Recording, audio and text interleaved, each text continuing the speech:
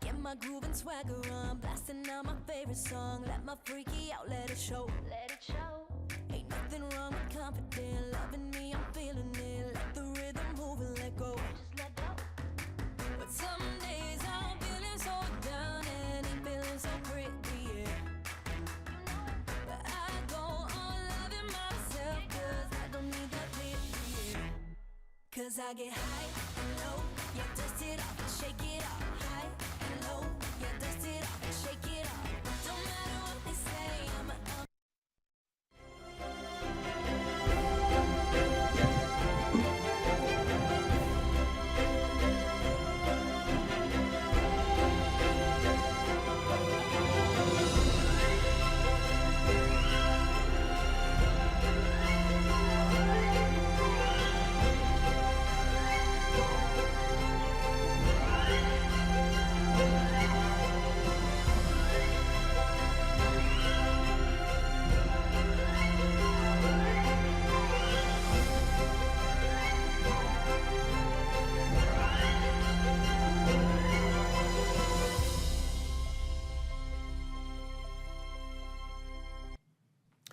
Well, good evening, and welcome to our August Parks and Recreation Commission meeting.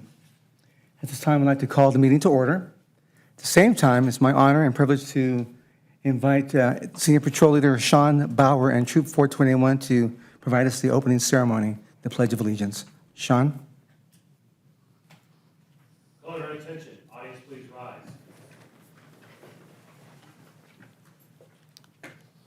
Color guard, advance.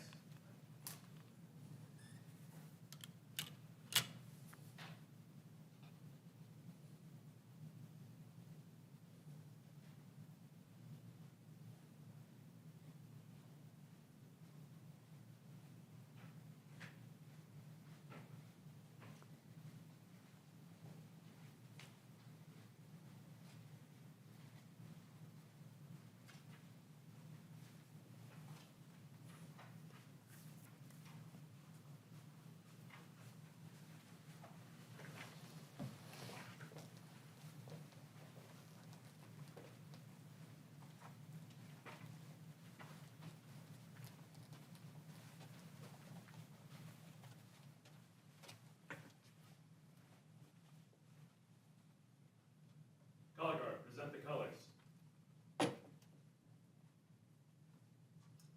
Audience, place your right hand over your heart. And please join me in the Pledge of Allegiance. Ready, begin. I pledge allegiance to the flag of the United States of America and to the republic for which it stands, one nation, under God, indivisible, with liberty and justice for all. Color guard, post the colors.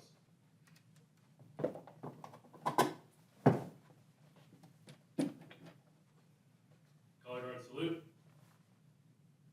2. Color guard, regroup.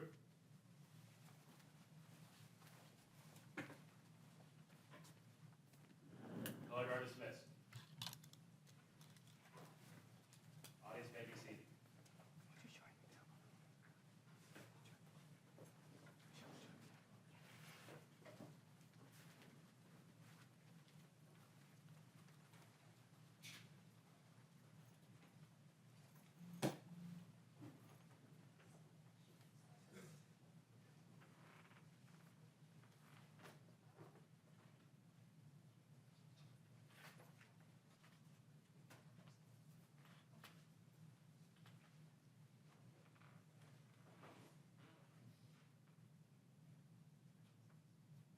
Welcome once again to our August meeting. Damn, I'm on hot. All righty.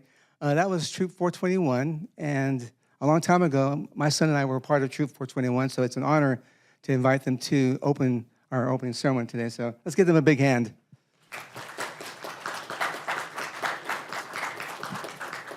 If I may, I'd like to have Sean come over and introduce the young men that he's with. All right. Thank you very much for that. Of course, as you heard, my name is Sean Bauer. I'm the Senior Patrol Leader for Troop 421. So we're just going to go along and introduce our boys here. They're going to say their name, rank, and their favorite part of scouting. So I'm going to send it off to this man over here.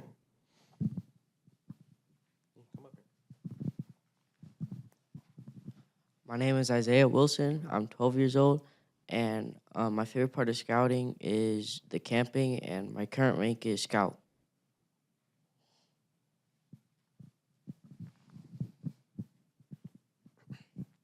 My name is Logan Curry. I am 12 years old, and my favorite part about scouting is the fun camping trips our troop goes on, and I am currently ranked a tenderfoot.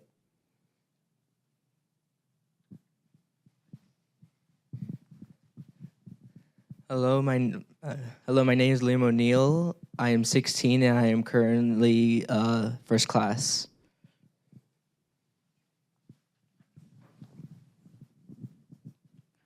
Hi, my name is Gabriel Melendez. I am a first class scout, and my favorite part about scouting is the troop meetings.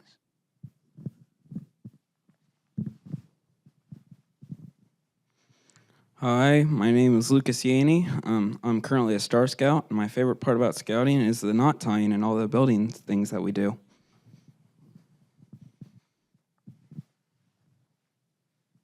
My name is Keegan Mason. I'm currently tenderfoot, and my favorite thing about scouting is camping.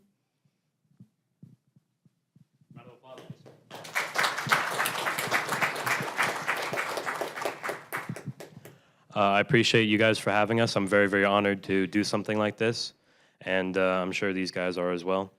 And I hope you guys can have us back for some time in the future. Thank you.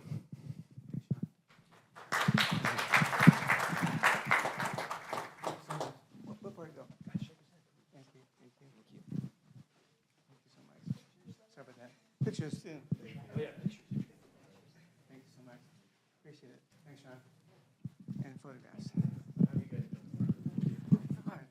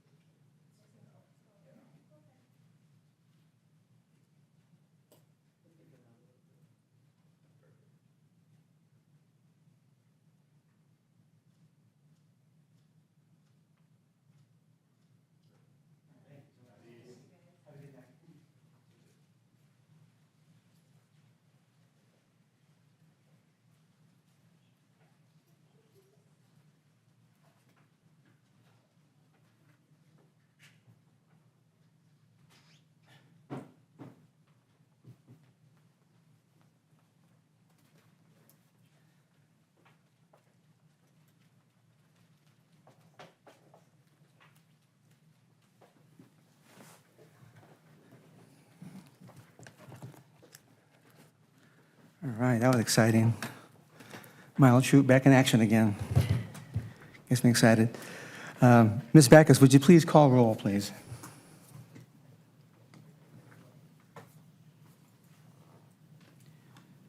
Commissioner Munoz, Present? Commissioner Olson, Present. Commissioner Kenny. Present. Commissioner Wentworth, Present. and Commissioner Bass. Present.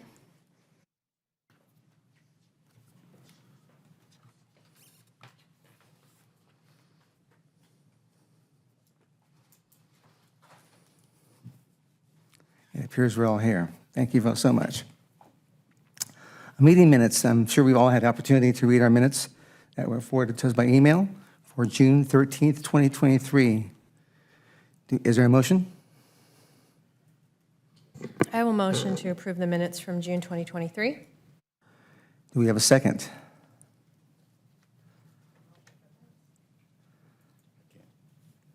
Oh, I second it. Motion was made and seconded by myself. Ms. Backus, would you please take a vote?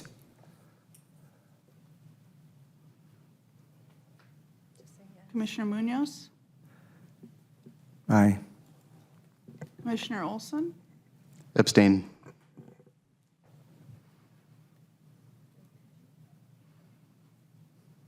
Commissioner Kenny, Abstain.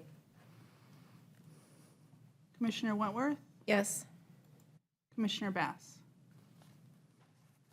Yes.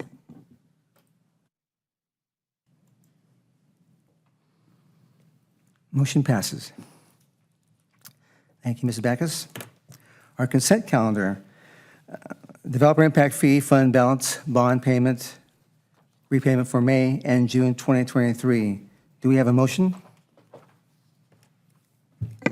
I will motion to accept the consent calendar. Do we have a second? I will second. Ms. Backus, please take a vote.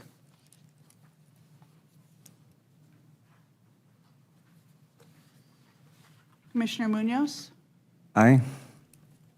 Commissioner Olson, Aye. Commissioner Kenny, Aye. Commissioner Wentworth, Aye.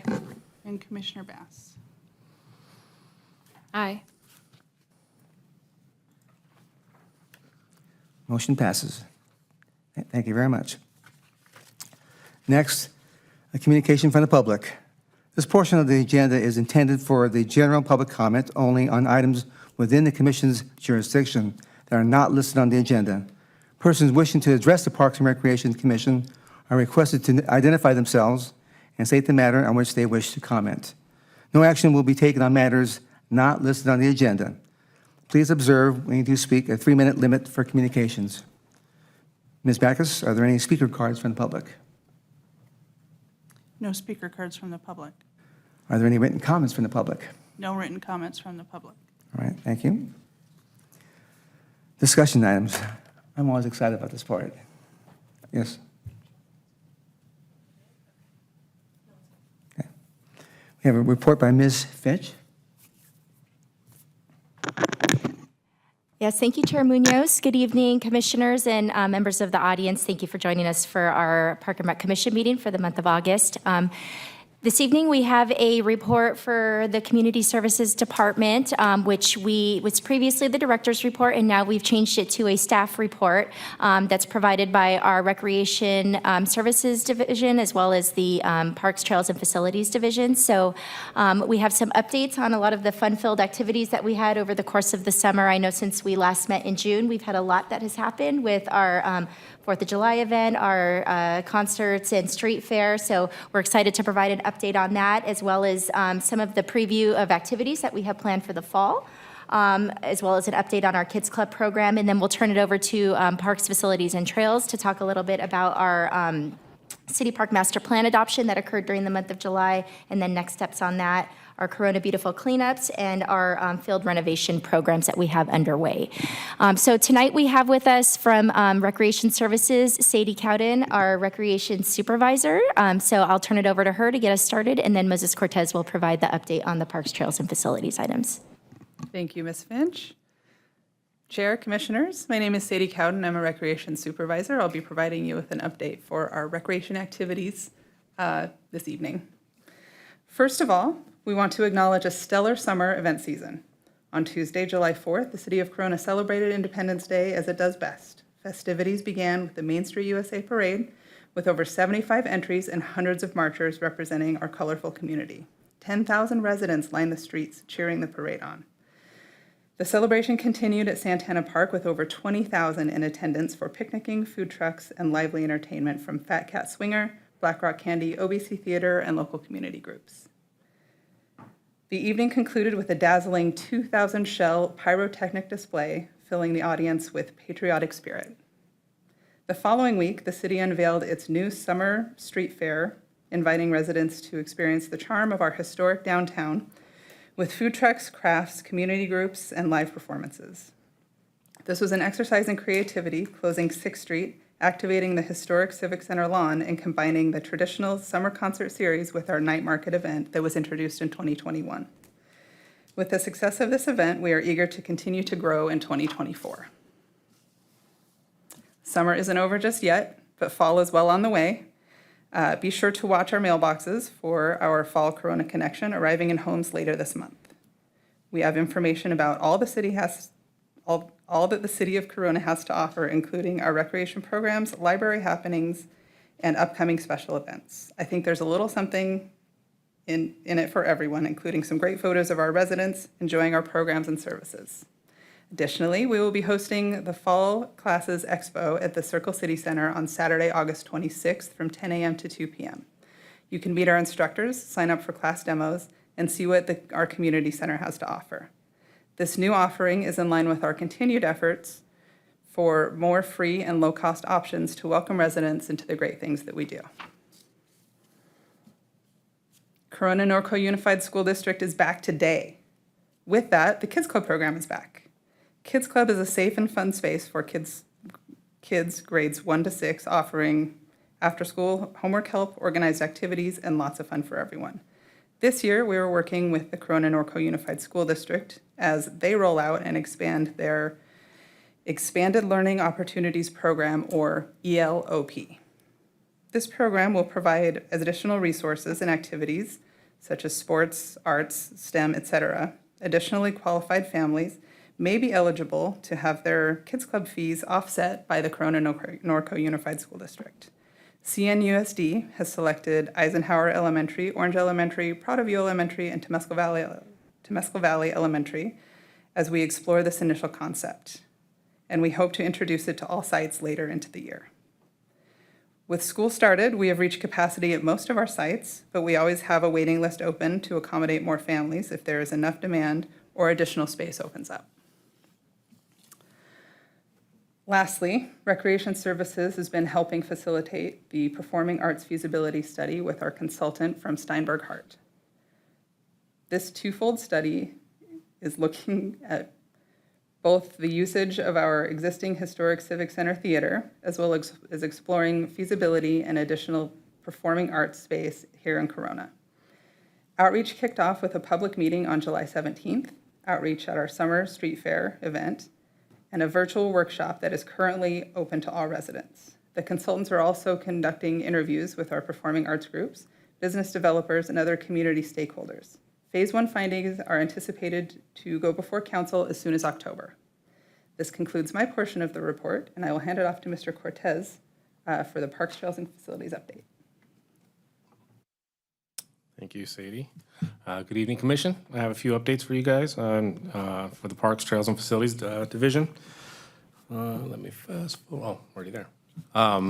So for the City Park Master Plan was approved July 19th, so that was very exciting for us. That process took us about a year, and we kind of, as we shared with you guys, it was a massing plan, so we kind of have a overall concept of what the project will look like.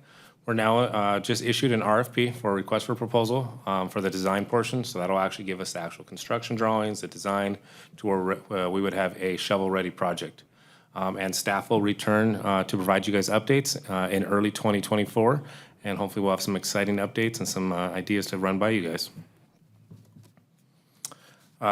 This weekend we do have Corona Beautiful. We have some closed groups programs coming up.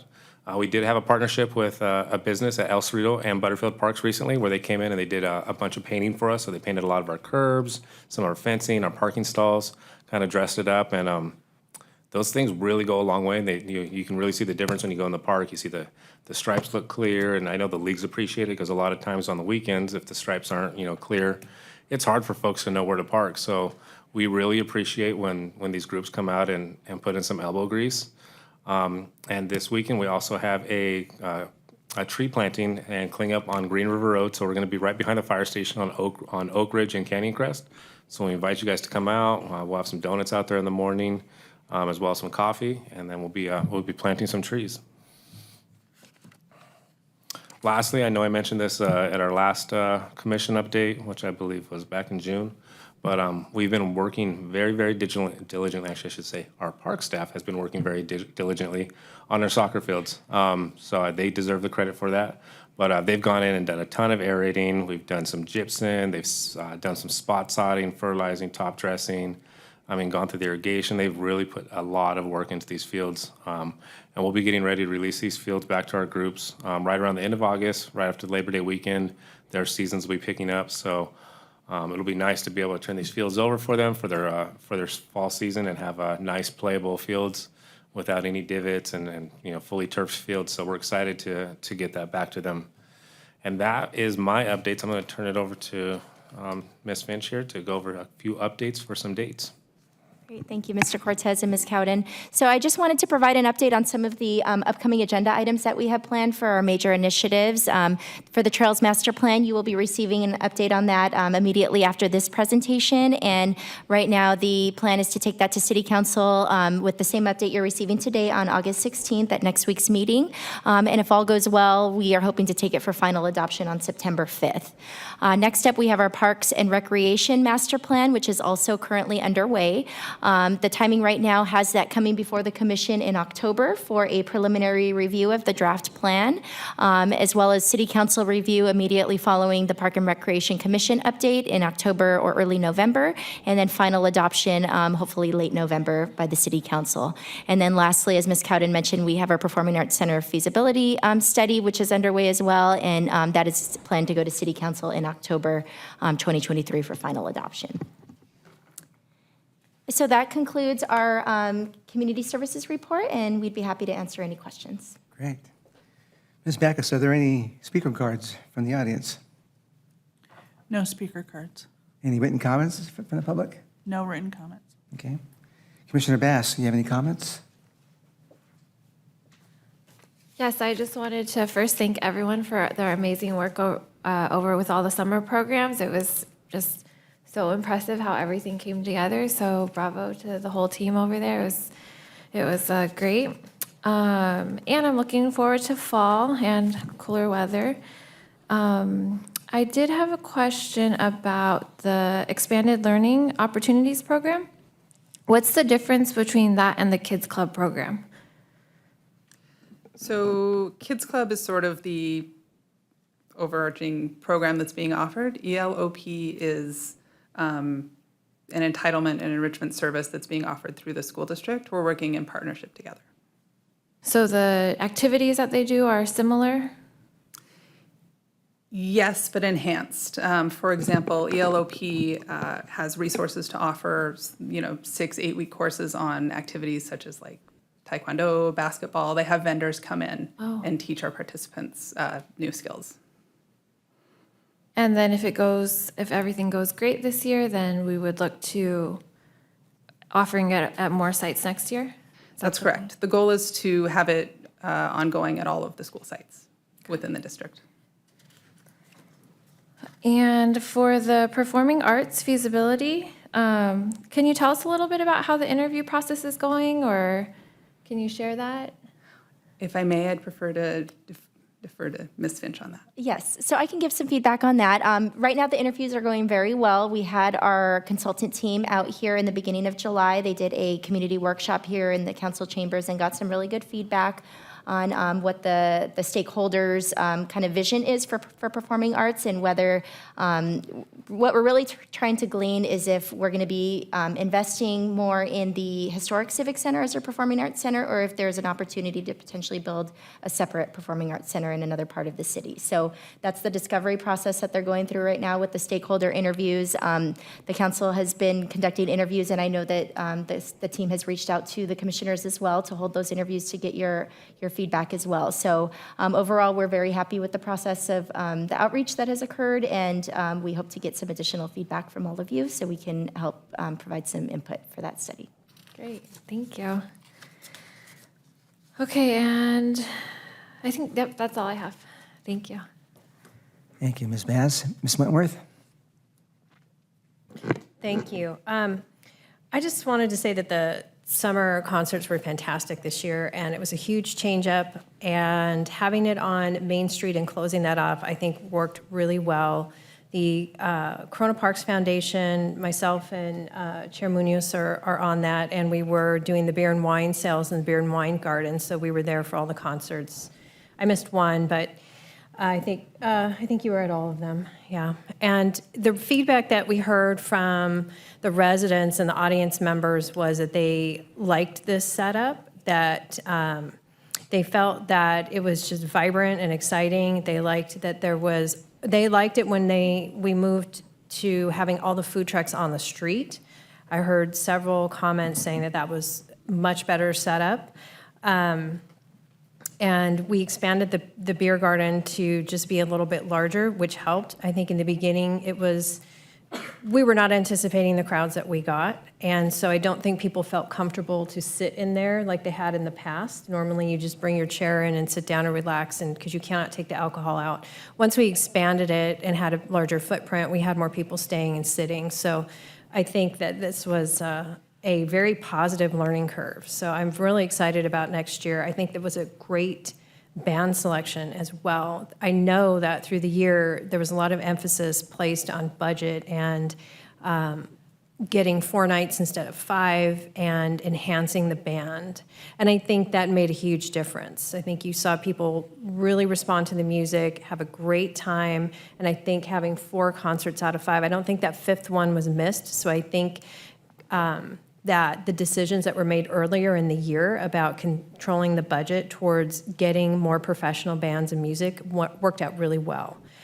I would imagine that now that the word is out and we continue this footprint forward, we're going to have even more people show up at this concert street fair kind of event. So that's really exciting. So I just want to say thank you to the staff for all the hard work for pulling that off. And I know that it was a new thing, but I thought it was very successful, and I heard a lot of positive comments that I just wanted to share with you tonight, that the residents and the concert goers thought that it was a great new way to move that venue.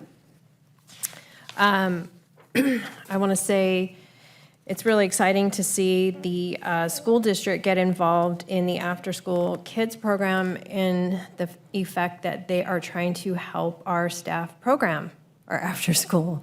Rather they have the expertise and they have the resources to bring in for the kids to add some different activities in there rather than just playing games and having homework help. And I think that this is going to be a really positive experience, so I'm excited to see how that plays out.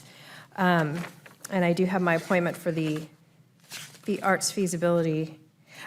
One last comment on this. Again, I want to say thank you to Mr. Cortez and his staff on the field renovation project. It is fantastic to see all the extra work, those divots, everything you went through with the groundhogs, and I mean, just the infestation, just all the years of problems that we've had, and just, I feel like we're turning a corner here. And it's never gonna be perfect, but it is so much better. And that is amazing. I'm hoping that we hear some positive feedback from the league. And if they are sharing it, would you please share it with us? I just, I would hope for that we hear something. Usually only people come when they have something not so positive to say, but this looks great. I even seen it from the street, and I'm getting kind of excited because I went through there yesterday. I was like, oh, it's looking really good. But you never know until you get your little feet on there. So, but I just want to say thank you and tell the staff thank you. Those conclude my comments. Thank you, Commissioner Wentworth. Commissioner Kinney?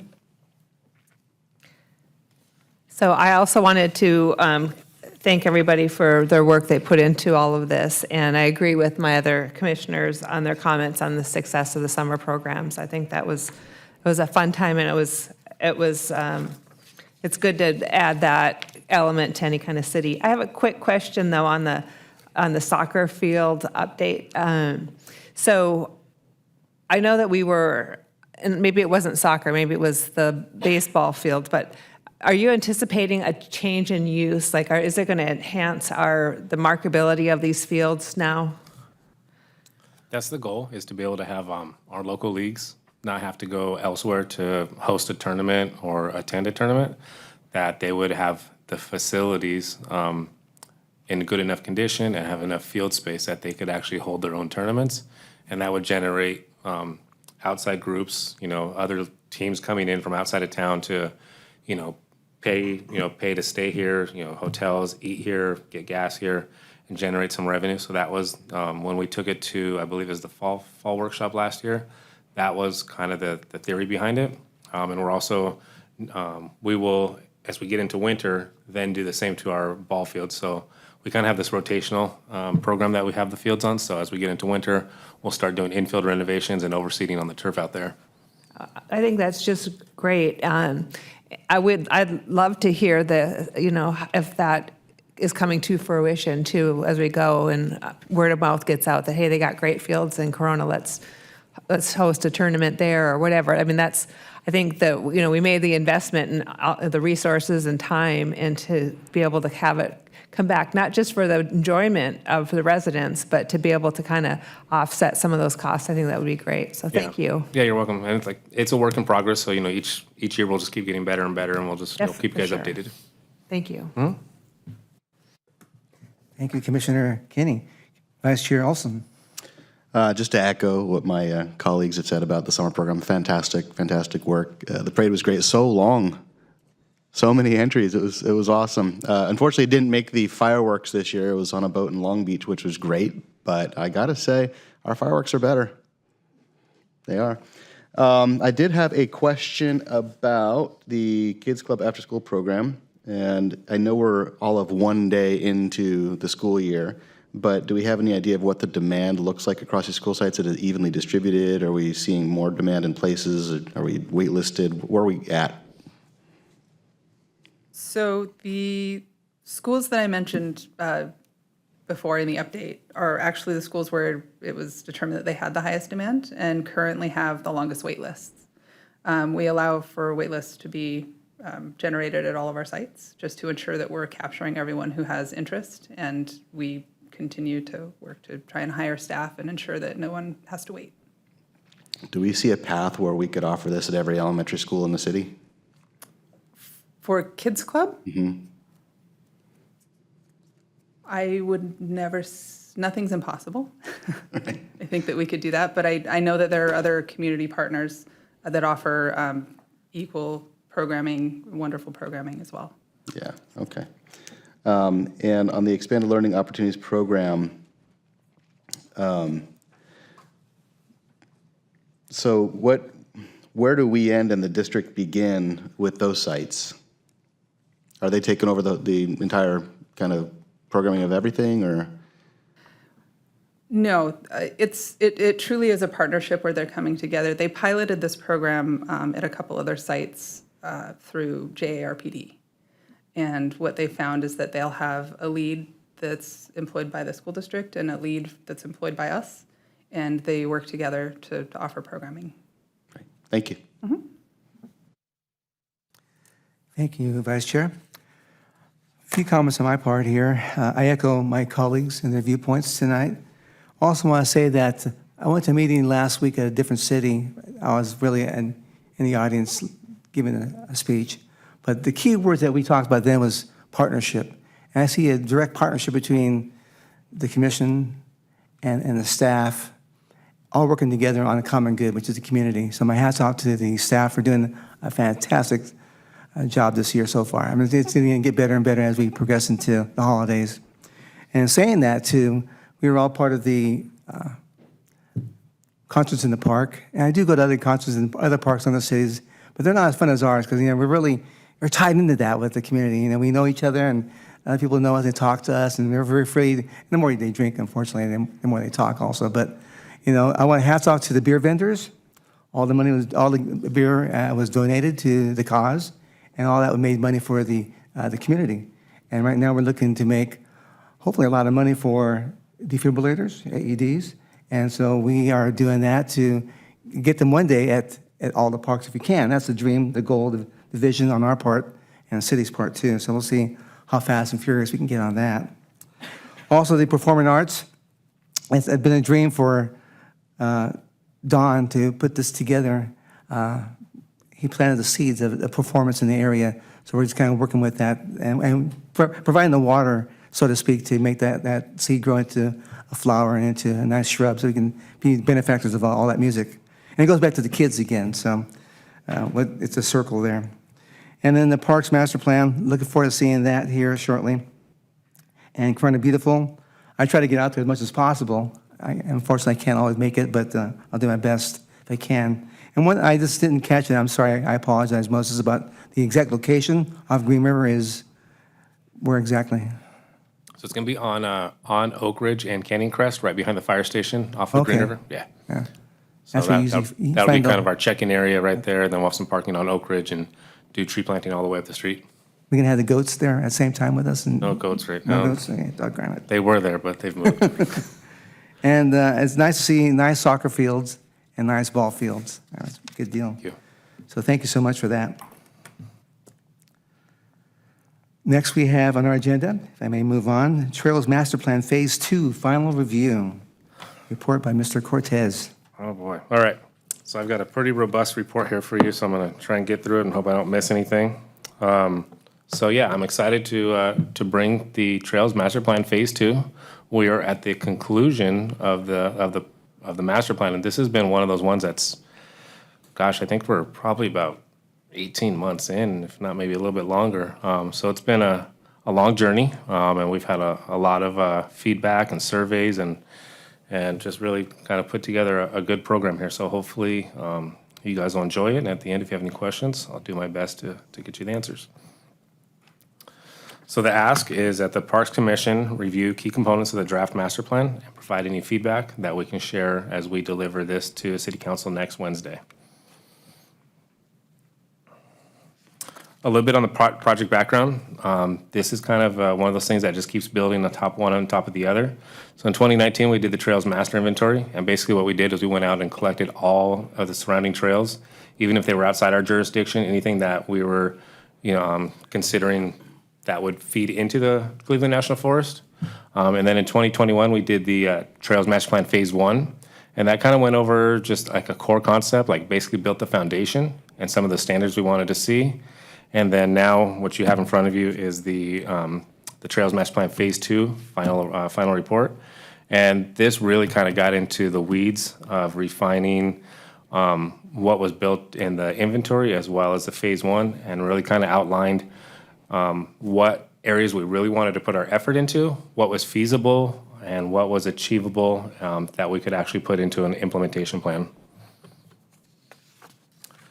So the vision and the goals of this project were that the Trails Master Plan would improve connectivity to local destinations, close some gaps in our trails that we kept hearing from our residents, where there was maybe potentially a landlock issue or a gate issue or some kind of issue where it was not allowing access, and also to improve safety. So that way, we realized through this process that the different types of uses that were being used on our trail, that were being, taking place on our trails, was it varied so much. I mean, the information we would get from our mountain bikers versus our hikers versus, say somebody going for a jog, that we really got a really good glimpse of what we needed to do to make sure that everybody was getting some great areas to go and do the sports and recreation that they were looking for.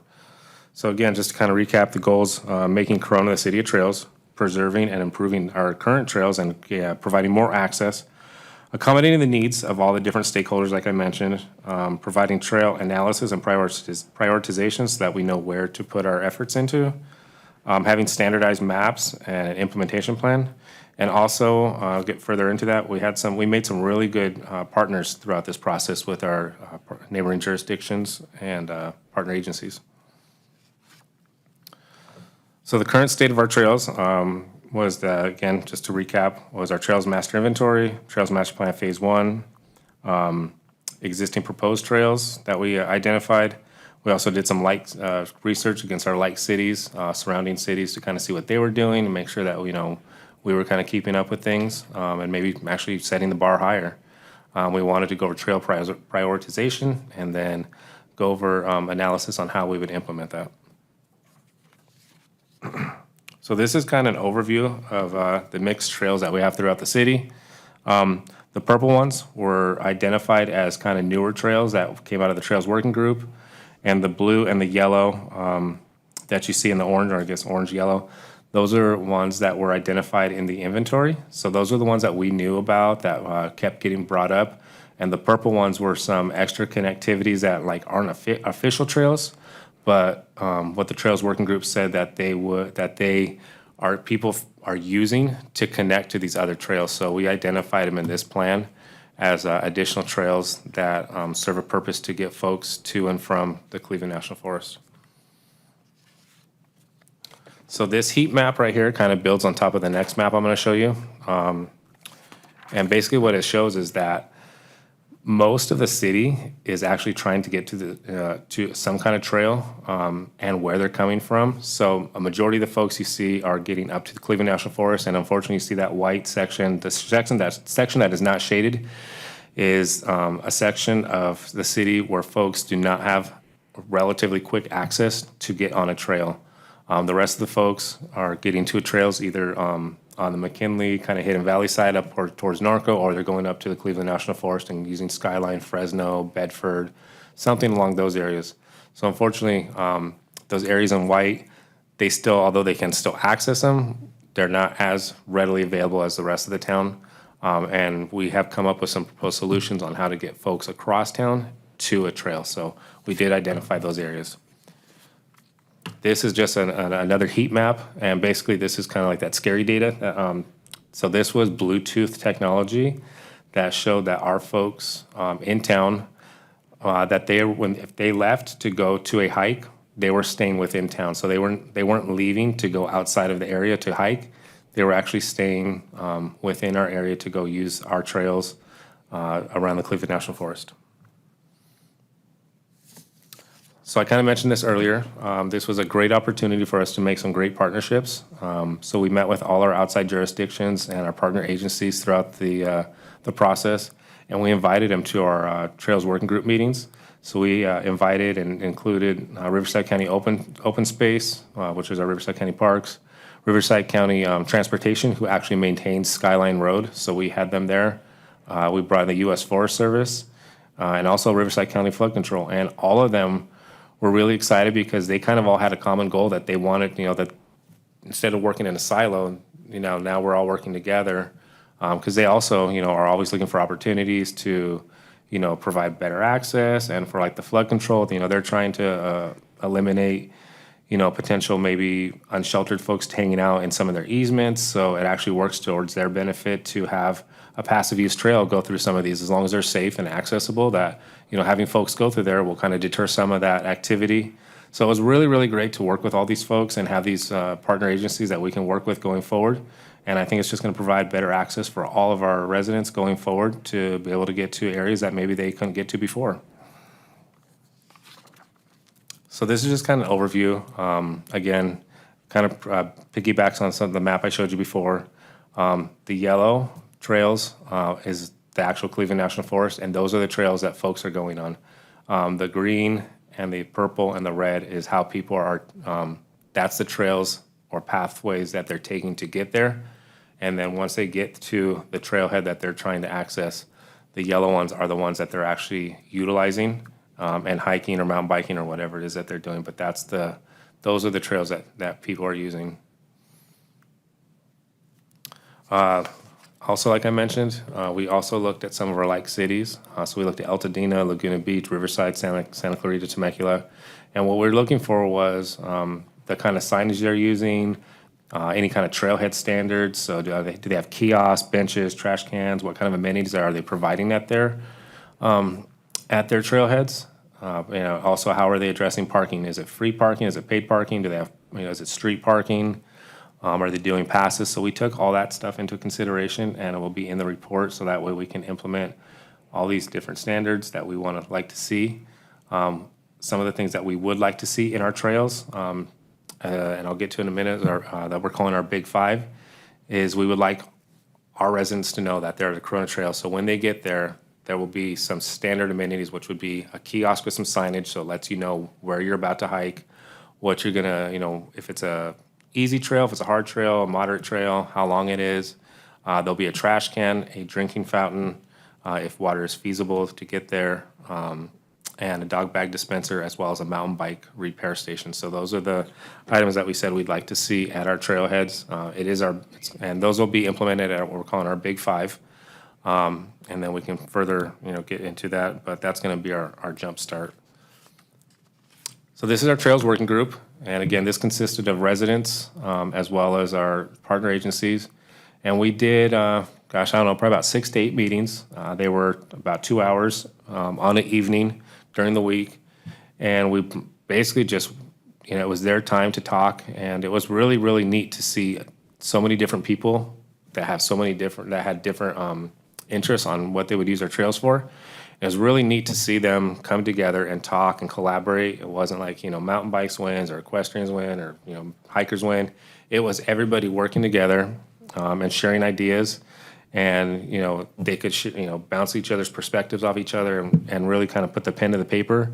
We were able to bring out maps and kind of draw on them and really provide Alta, our consultants, some really, really valuable information that they were able to incorporate into this plan. So the feedback and the information that came out of these meetings was totally invaluable. It was amazing. Eagle Road is one of the ones that we did hear about. It was repeatedly brought up on how to access it.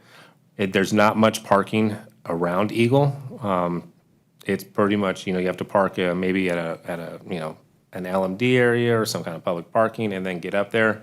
The other challenge that we currently have right now with this is there is a private property owner that has set some barriers up to not allow easy access. I guess if you're an avid hiker, the secret way around the bush and up the behind the rock and 2 steps to the left, you can get around it. But most folks won't know how to access this trail without running into the property owner and having them yell at them. So we are working with the U.S. Forest Service right now to actually do a workaround. So they actually have an idea on how they think they can provide access for residents. It won't address a parking issue, but it'll definitely address those folks that do want to go for a more challenging hike, or the mountain bikers that know this trail. It will provide access for them. So we will be having a meeting with them to kind of look at what that looks like. They do need our partnership in order to make it work, but we would like to talk to them and see what that looks like and be able to kind of look at what that time frame would look like as well. And here's some of the barriers that folks are coming around. If depending which way you go, this is just an example of some of the issues that were identified in the Trails Working Group. So you may run into a private community, you may run into a gate for another jurisdiction's easement, such as Metropolitan Water District or private property owners. So you never know what you're going to get into when you get up there. All right, so our big 5. So these are our exterior trails, and what it is obviously is the trails that, after we identified all these different trails, there's tons of them. We wanted to figure out which ones, if we were going to put some effort into them, which ones they would be. So we came up with what we're calling our big 5, and one of them is Skyline. So obviously highly used. Everybody, most of the Corona residents know about it. That's kind of the place to go on the weekends. So how can we improve it? What can we do? So obviously signage, some safety issues, maybe looking at exploring some different trails, and just preserving a trail. So that was one of them.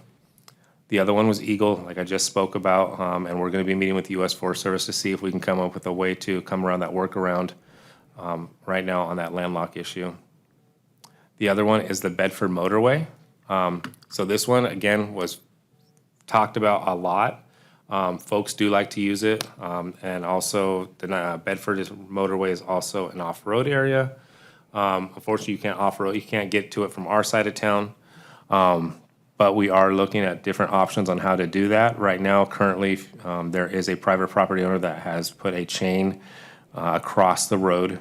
He will allow, obviously, fire trucks and the U.S. Forest Service to go through, but regular pedestrians or mountain bikers that want to go up there cannot get past the gate, and he won't let them, and he's not in any position to entertain that. So right now, this is one of those ones. Again, I think this one might take a little more work, but we are definitely looking at to see what could be done on this one.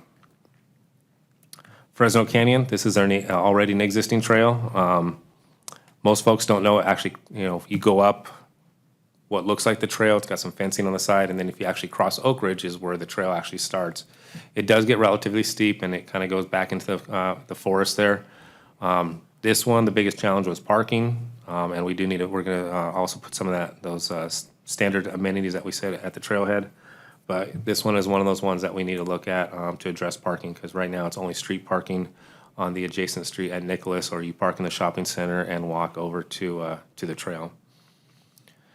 And lastly, but not least, is the Sand and River Trail. So this is obviously a big one that is going to require lots of partnership with Riverside County Open Space. They're the ones that actually have the lead on the project. There are several segments that go through the city of Corona, and we are actively talking to them, and our Public Works Department is also working with them There are some sections that are being built right now with the Alcoa Dike project, and those will be constructed when that project, or they'll be done when the project's completed. But there's still several segments that we would like to pursue, and we'll work with our partner agencies, like I said, Riverside County Open Space, on this project.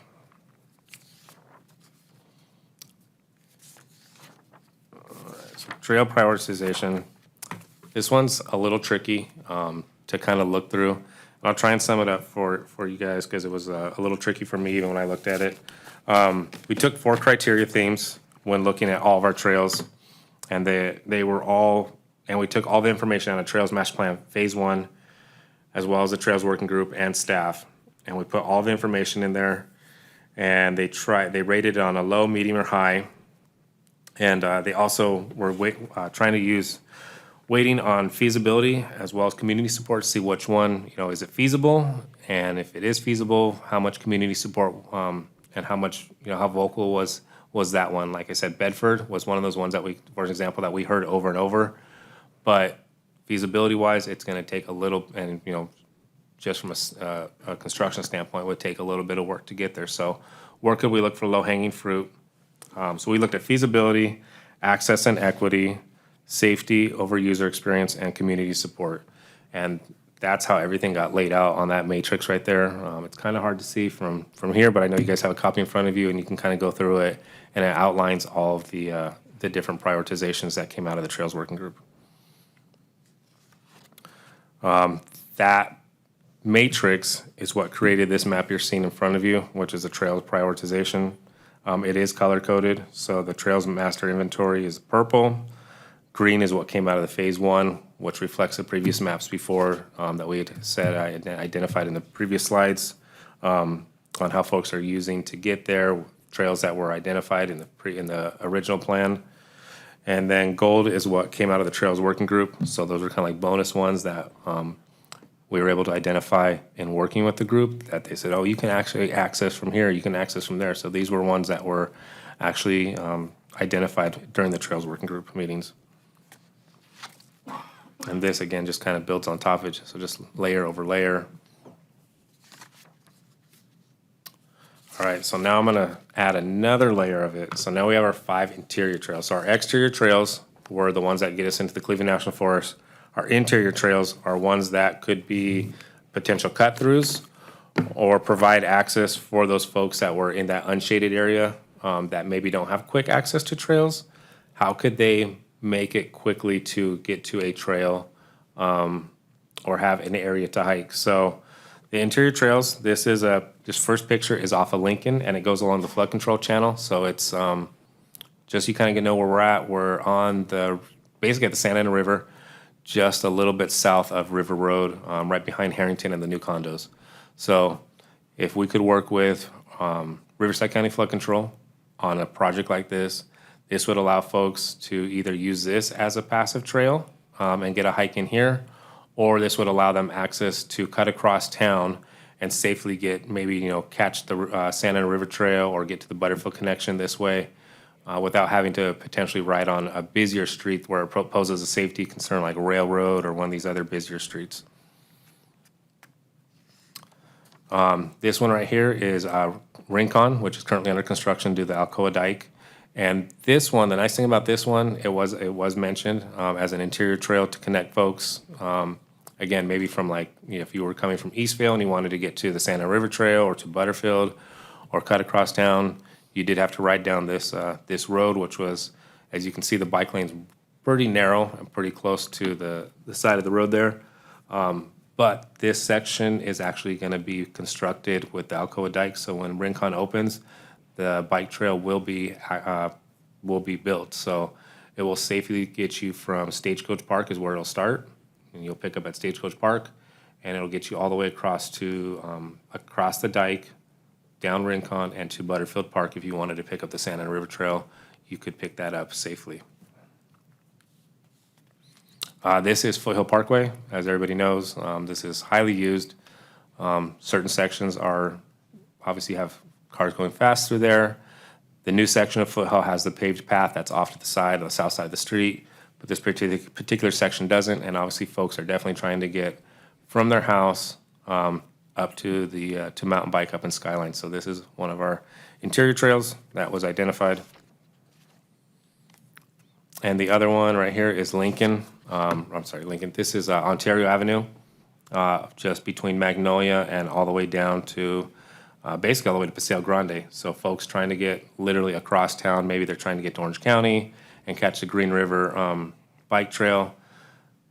They identified Ontario as being their best bet to get across. So working with Public Works and obviously our consultants on how to best do that and how to safely get them across town is what this identifies. And last but not least, this one is Lincoln. So this is coming up Lincoln, what would be south of 6th Street, again, connecting to Ontario or Foothill Parkway. These major thoroughfares that are getting folks either out to Orange County or up to Skyline. So there's some special case trails that were identified in the master plan. The pink ones were connections to the Cleveland National Forest. The blue rectangle is trails that actually help close gaps because of city sidewalk systems. So this would be identified in, if Public Works were ever to do a bicycle master plan, that's where this would be identified, but this is maybe where a section of sidewalk's missing or you're forced to get out into the street. How could we do a workaround on that? And then the green is trails commuting via, so maybe folks trying to come in on Metrolink or on a bus, a commuter link, picking up at the bus station down there down on Grand, and trying to get up to either the forest or again out to Orange County.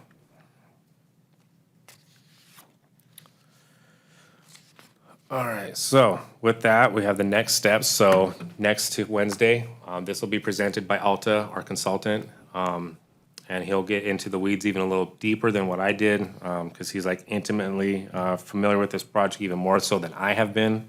He lives and breathes this stuff, so he will be presenting along with me next week. We invite you guys to come and hear. And tonight we just wanted to present this to you guys to get you guys an update, get any feedback that we might be able to pass on to our council members next week. And with that, I'm available for any questions. Sorry for the long report. Well done, though, Mr. Moses. Ms. Backus, are there any cards from the public? Yes, we do. We have Herman Mayfarth that would like to speak. Fantastic.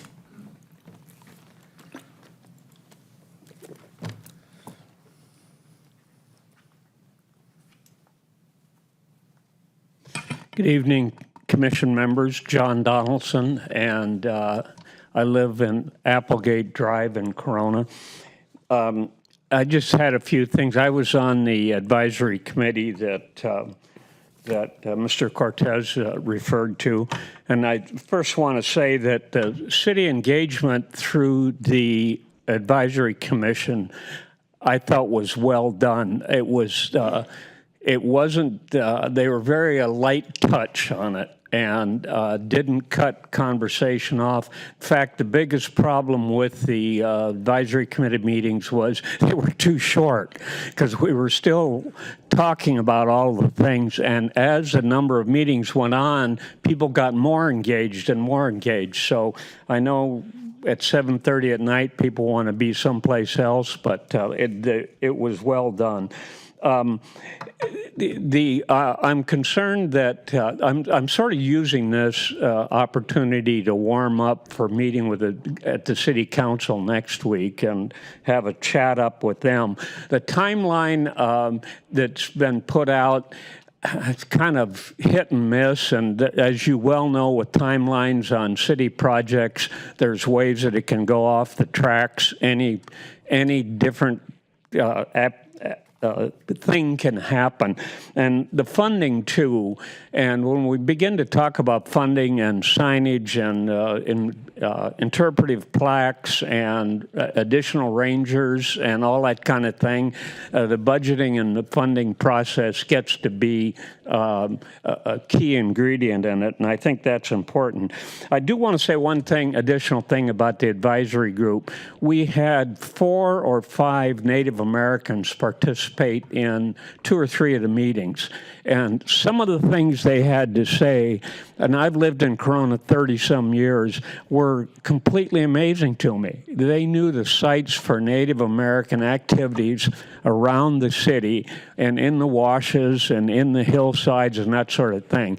And I think as we go forward, and Mr. Cortez was there, and he can certainly amplify this if necessary, but I hopefully will engage some of the Native American information on Corona. The city on the hill. This city's on the hillside, as we all know, and that makes a lot of these trails a little challenging for a lot of people. So I think we have to have that in mind. And sort of related to that is the traffic separations on the city streets. And we get more and more people, more and more houses.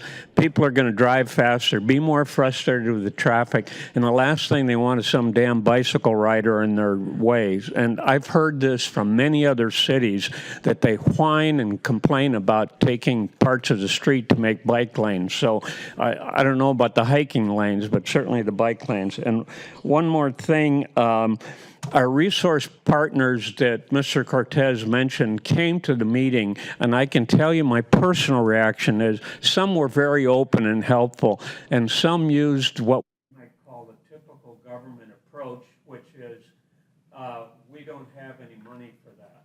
So we have to bear that in mind too. Thank you. John, thank you so much. Next. Good evening. Herman Mayfarth, 909 West 9th Street, since September of 1981.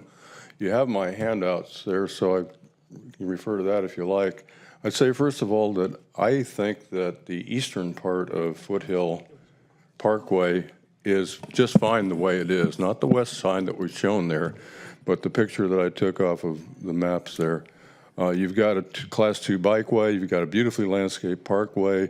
The bikeway has a buffer zone between the traffic lane and the bikeway, which Rosie said she likes to do whenever she can, so I think it's fine the way it is. I don't think that needs to change.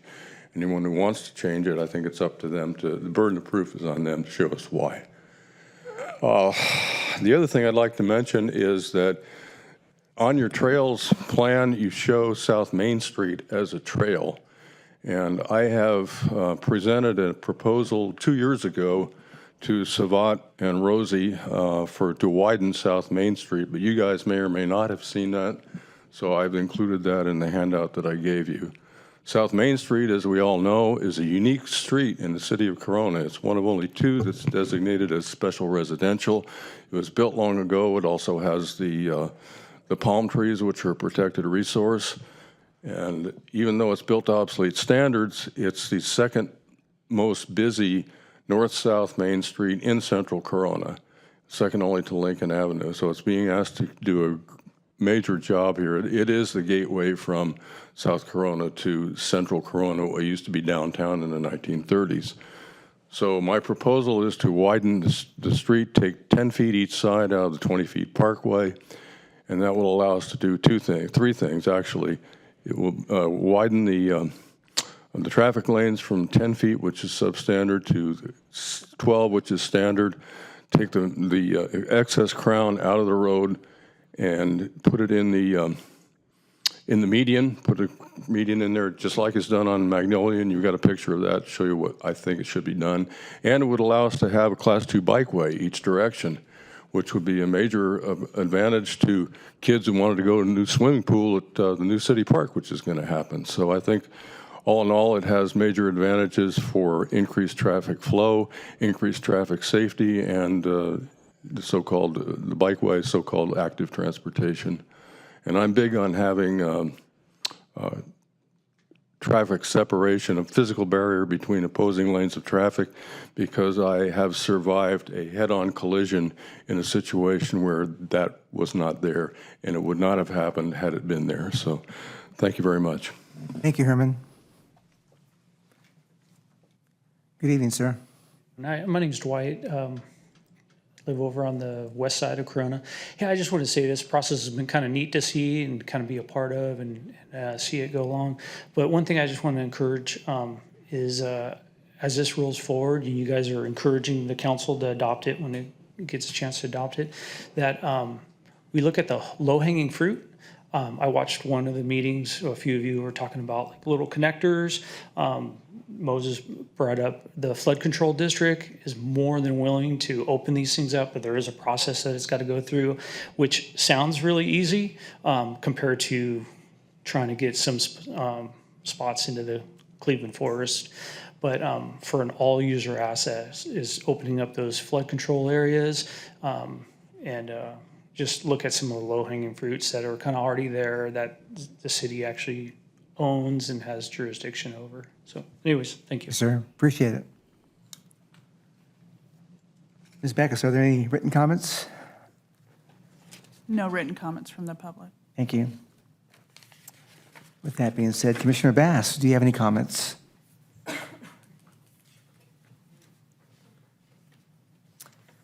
Yes, thank you. I'm always really impressed to see people come together and take projects from a really thorny start and work through different layers of it. So I'm just really kudos to you guys for the work through the different phases of this project. My first question is, do you know if when you looked at other cities, the Trails Working Group, was that something normal that a lot of other cities had put people together like that and gotten that input? We didn't hear anything from other cities about that. We kind of just put that together ourselves, like a little ad hoc. We start off with the surveys, and then after we did the surveys, one of the questions at the end of the survey was, would you be interested in being involved? And then we reached out to some of these folks and kind of told them what they were in for. Hey, it's probably going to be 6 to 8 meetings once a month, a couple hours in the evening.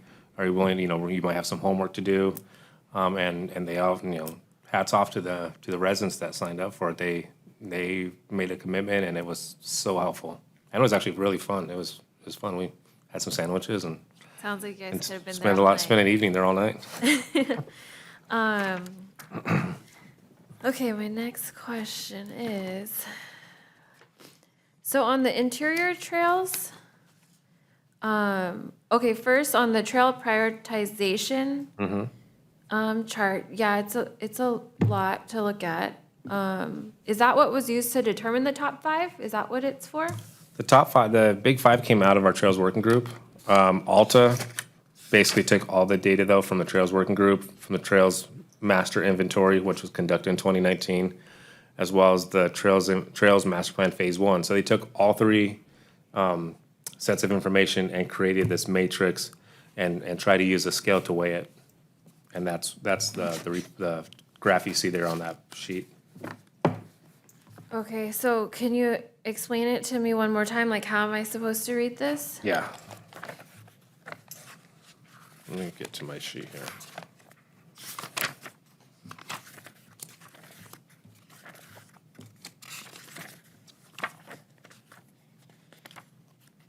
Sorry. Gotta find my notes.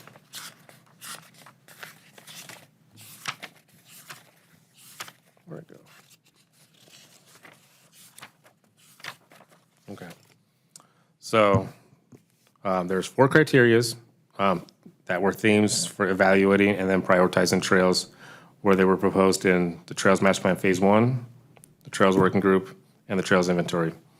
The trails were then evaluated against the criteria within those themes, essentially highlighting which recommended trails the city would consider designing and building first. The rating was low, medium, and high, and they were analyzed using GIS against the master inventory. And then they looked at what was feasible versus based on what they were hearing from the community. So as I mentioned, like Bedford was one of those ones that we kept hearing they wanted access to. But when you look at it, is it feasible? It is, but it's gonna take a lot of work and probably some significant funds to be able to make that connection. And also, if it was low-hanging fruit, as Dwight mentioned, in public comment is, was there a cost to it? Could it just be an agreement with maybe, Riverside County Flood Control? Or do we already own the property and we just need to do some minor improvements to provide maybe a trail connection or better access? So we looked at all of that. Was equity, we looked at some, trying to provide equity across the board. So not maybe putting all our eggs in one basket, like just only focusing on Skyline. Okay, how do we, maybe focus on all 4 quadrants of the city? Are we just putting efforts into one side of the town? That still requires people to either have to mountain bike or hike across town to even get to a trail, or are they still having to get in a car to get there? Or can we provide some access across the board for all of our quadrants? And then also safety. So we wanted to make sure that we're looking at safety. So if we're going to put some efforts into them, are they safe trails? Are they trails that need, some improvements because they need to see either some improved safety measures, or they're already kind of identified as maybe not an official trail. They're kind of like maybe a trail that was just, made by, several mountain bikers or hikers going through, and it's not an official trail. It's kind of sketchy, so we didn't want to highlight those. So, and also user experience. So, I'm trying to think of the ones that you constantly hear. So, Skyline, everybody knows about Skyline. Santa River Trail, some of those ones that you would hear over and over. So they took all those different themes, and that's how they tried to weigh it. Got it. I know it's a lot. No, but I can appreciate the thoroughness and to consider all the different aspects before you're wanting to, put it on the list, so. Yeah, and we wanted to have kind of we wanted to have some data behind it, not just arbitrarily say, oh, we'll go work on that trail and then we'll jump over here on that trail. We wanted to actually have some information behind it that was useful so that we were actually doing something that was purposeful for our residents based on what we're hearing. And then what we're hearing, is it feasible? Does it make sense? Is it safe? To see if we could even, make something happen. So that actually leads me right to my next question. So for the interior trails, are they safe? Is that safe? So they were so they are. Some have Class 2 bike trails. Some maybe have some areas that are a bottleneck. So those are what they considered. We're considering connectors, but we also know there's some areas that we need to do some connections on, and that would be addressed in a upcoming maybe bicycle master plan. But they were considered our connections, our interior connections throughout the city. So it wouldn't even get, like, if it wasn't safe, it wouldn't even get that far. No, we would, we wouldn't put anybody in danger. And some again are just simple connectors, like that one that goes across a flood control channel. Right now, if the gates were open, you could literally cut all the way from Lincoln and go, almost literally across town, just on a dirt path. If we were able to work with the Riverside County Flood Control on something like that. Okay, and then what about funding and budget? Like, when does that come into play, or? So we'll do an implementation plan, or we'll propose an implementation plan. First, we need City Council to approve it, and then after that, as we came up with projects, then we would have to do an appropriation for any of those projects. Because right now, this is all just a master plan document. We would then have to go out for funding. Thank you. Mm-hmm. Commissioner Wentworth. All right, thank you.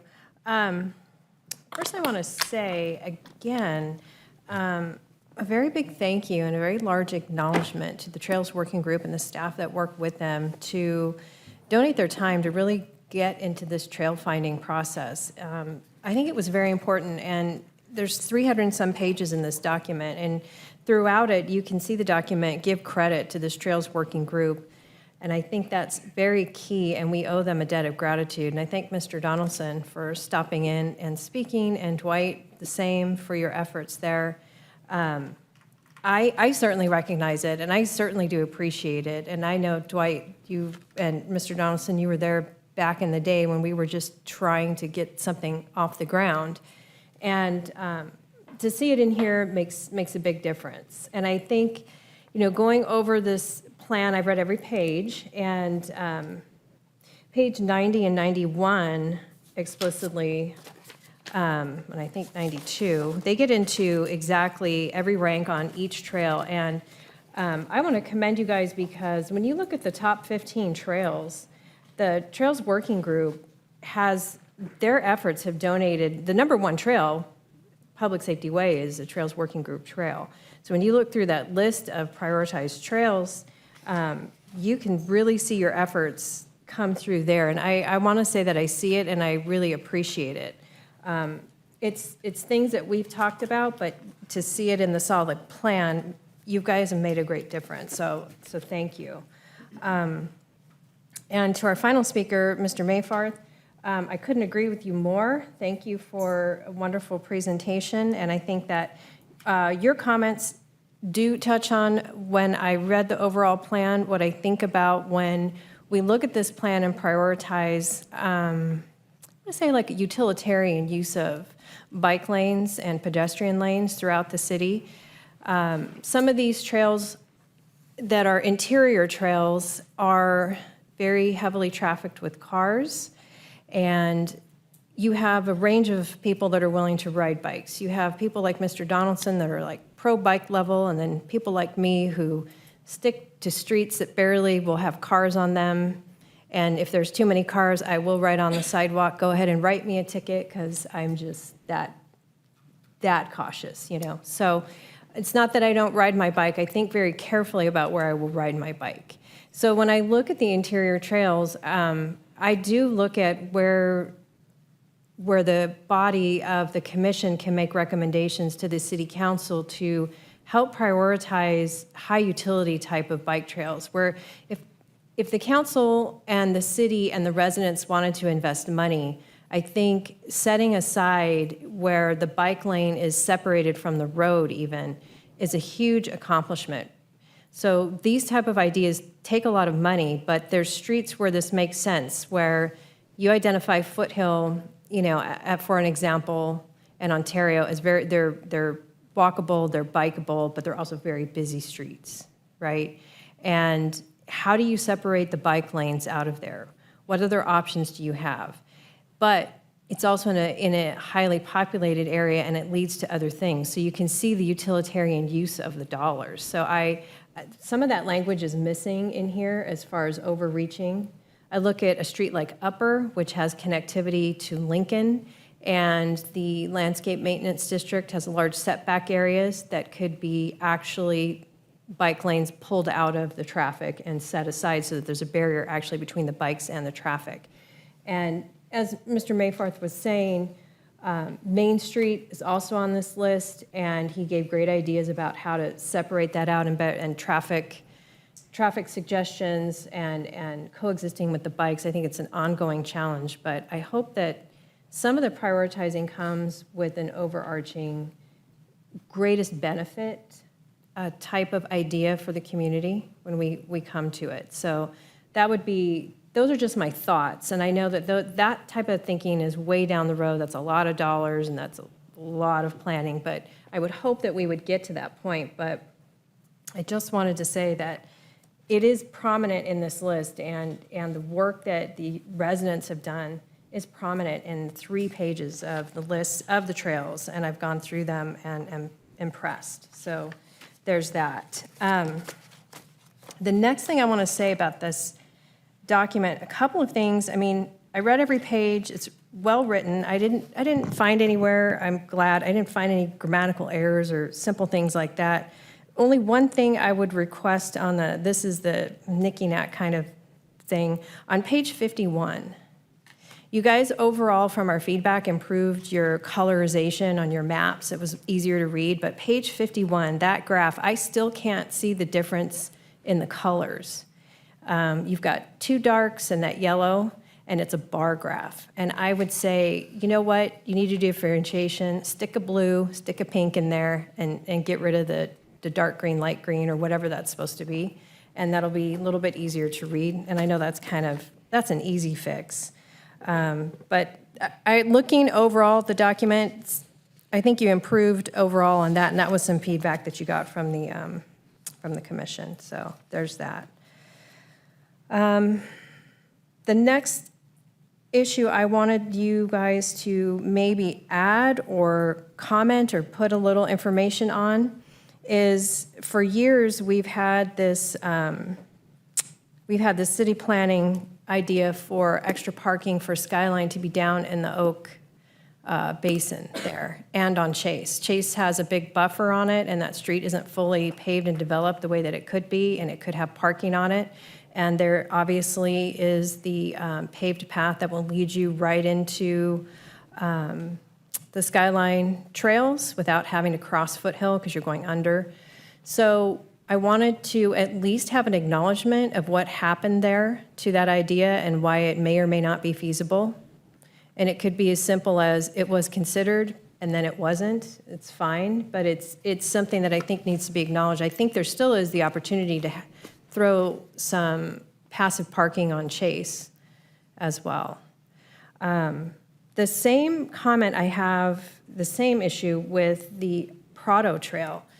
It's really, at this point, it's very glaring in the document that you have Trails Working Group, trail number 62, but it's not really. So everyone in town knows that you can get to the south connection to the Santa Ana River Trail by crossing over the bridge at Green River, heading north. And if you then make a left or head west, there are some makeshift parking spots, and people vie for parking, throw their bikes off their cars, and take off down the Santa Ana River Trail to the beach. I am still baffled why there is no proposal or no explanation about who owns all that property around there. I know the competing interests, the background on that, any plans that could be done to make that a feasible place. I want to use that trail as a resident. The entire 25 years I've lived here, I've wanted to go there. I have never been there other than on foot because it's not accessible. And I don't see the Army Corps of Engineers coming through even in the next decade to make any sensible trail connections with the dam in the way. So I'm not clear as to why that wasn't a high priority in this document to at least explain what opportunities and challenges are sitting in that trail shed for the Santa Ana River Trail. Because in my opinion, it looks like the only south connection we will see in the next at least 10 or 20 years. So I think that there's huge opportunity, and I know there's competing interests, so I would like to see at least some acknowledgement in this document for that, whatever it is, and I know it's an addendum and an add-on later on, but it's completely missing, so that was kind of concerning. So that would be my suggestion to you. I really liked the 4 objectives of the plan, the way you guys laid that out really simply. I don't see any problem with them. I support all 4 of the objectives. I want to just say on the record that I think that the first objective is the first immediate change that the City Council should adopt and make, and use the Parks Commission recommendation to on this document, that the residents have been asking to protect trail access by making policy changes that permanently allow the public access to trails. And this should be the #1 priority. This type of policy change could have been done anytime. It doesn't need this document to do that policy change, to create a policy that requires developers to pay an additional fee into a trail system or to condition them to protect the trails. So I think that needs to be done post haste, and I think our residents have made it through the past 10 years very clear that this is very much a priority for them. So I want to just lend my support to that. The only other comment I have is mostly a concern. Page 151 is actually a good summary page on the proposed ideas for the city-owned piece of property that borders Skyline, Hagador, Tin Mine connection behind the homes there on Skyline Drive, the meadow. I just want to know, I'm just curious as to what the idea was behind how you're going to break this out and this timeline. I see a lot of different drawings that I think impede the natural area here. I don't think the parking is beneficial, any of it at all. I think other parking solutions should be explored for Foothill, including parking on the opposite side of Foothill Avenue, as well as the side people are on, and constructing a pedestrian bridge to cross Foothill as for safety, rather than the benefit of 25 or 50 slots behind the homes in the meadow, sitting right on top of Tin Mine Stream that connects right into Hagedorn, the stream that flows out of Hagedorn. So I can see those environmental issues being a problem. I'm just curious as to why these drawings are actually in here, why we aren't kind of maybe pulling that out and saying that we will have a design later rather than opening it up like that. Do you guys have anything to add on that one? So these were just examples that were put in there, not anything concrete, or even closely remotely to having, any kind of environmental or, study like that. So just some examples of what could be for proposed areas up in that meadow area. Okay. All right. And these would just be a pullout for a much later planning project, as I understand it, as I read the document. So I'll let that go. I guess I'm just concerned that we're throwing these examples in there and we're introducing the idea of an automobile bridge. The pedestrian bridge is a given. That's already on the list. That has nothing to do with this. But crossing over at Hagedorn, but an automotive bridge plus parking behind the homes, I'm not necessarily certain that these ideas need to be in the plan, I guess is what I'm probably getting at, that kind of might be shooting yourself in the foot as we go towards prioritization. And let me see. I know, it's a big plan, it was a lot, but I think I will just let it go at that. Overall, it's great. I'm fantastic with the progress that we were able to make and the fact that we were able to bring this forward. So I am really, really excited and looking forward to it. So those conclude my comments. Thank you. Thank you, Commissioner Wentworth. Commissioner Kenny. First of all, I do want to thank everybody who put in their time. I do know how much effort and time and conversation and talking probably yourself in just circles trying to figure some of this stuff out. And so I do want to thank everybody. I have one suggestion is before you present this to somebody else, maybe have a tear out sheet with the legend on it or the key, so that as they're going through all the color, everything's on one, they could easily cross-reference it. I think when you kept saying the blue line, the green line, and I just want to see it in writing. I think that would make the document more easy for somebody to understand without all that explanation. I too have wanted to see, or was hoping to see, how this would impact policy, or what we could do with it. I don't know how it gets it any further. So we've already had 3 consultants on this project. We had the inventory, we had phase 1, phase 2. Now we're going to need another consultant on board for phase 4, if that's the implementation plan. And so it starts getting to me like, what is the process the goal? I mean, or what is really the goal? And that's to get some of this stuff done. And so I just kind of cringe at that,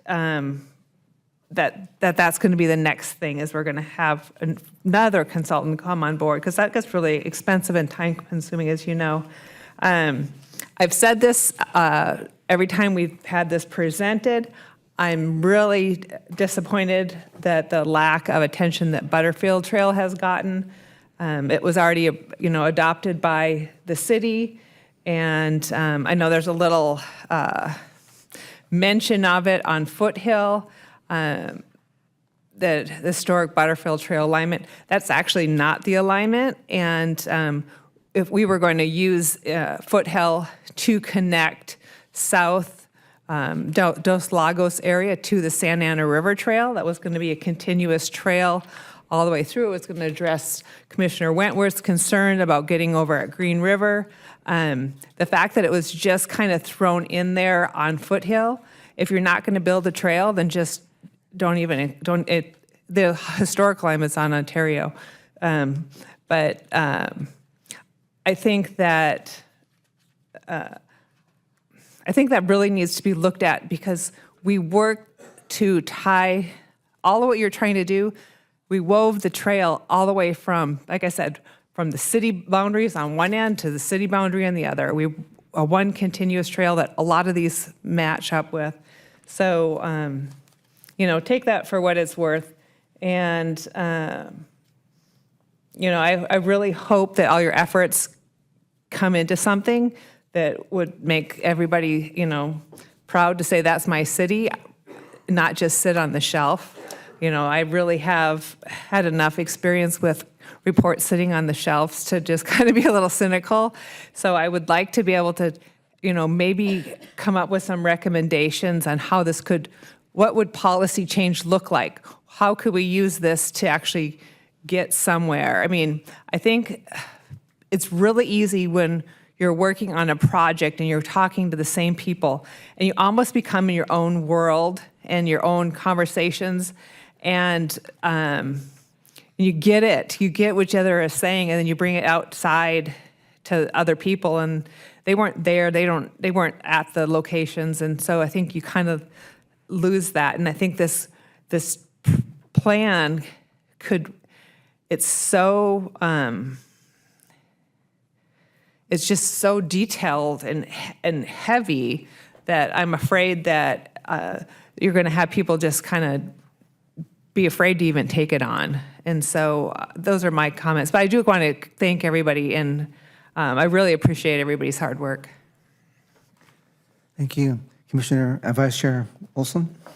Thank you, and I appreciate especially the public's participation in this process. I think that's been great, and I think it's wonderful that the city has prioritized that involvement, and it's clearly yielded results.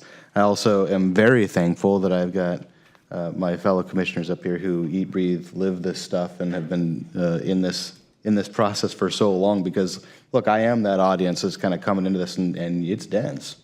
Right? Out of all the master plans, this one is the hardest one for me to really understand and kind of wrap my arms around. I can kind of understand bits and pieces of it. We talk about this trail. Okay, I can understand the story of that trail, but as a whole, I'm kind of distilling it down to, okay, we ended up with these ranks. Public safety way, number one, cool. And is there like cost associated with public safety way to open those gates and say it's now a trail? What does that mean? Because each of these different trails are going to involve different levels of investment and involvement, like Skin Suit. Whether we do anything with that or not, it's there, right? Do each of these require action? And if not, maybe we condense it to just the ones that do, and prioritize that way as a thought. But back to my original question, is there like a cost with something like Public Safety Way or some of the flood control channels where we just need to open a gate and now it's a trail? You want to?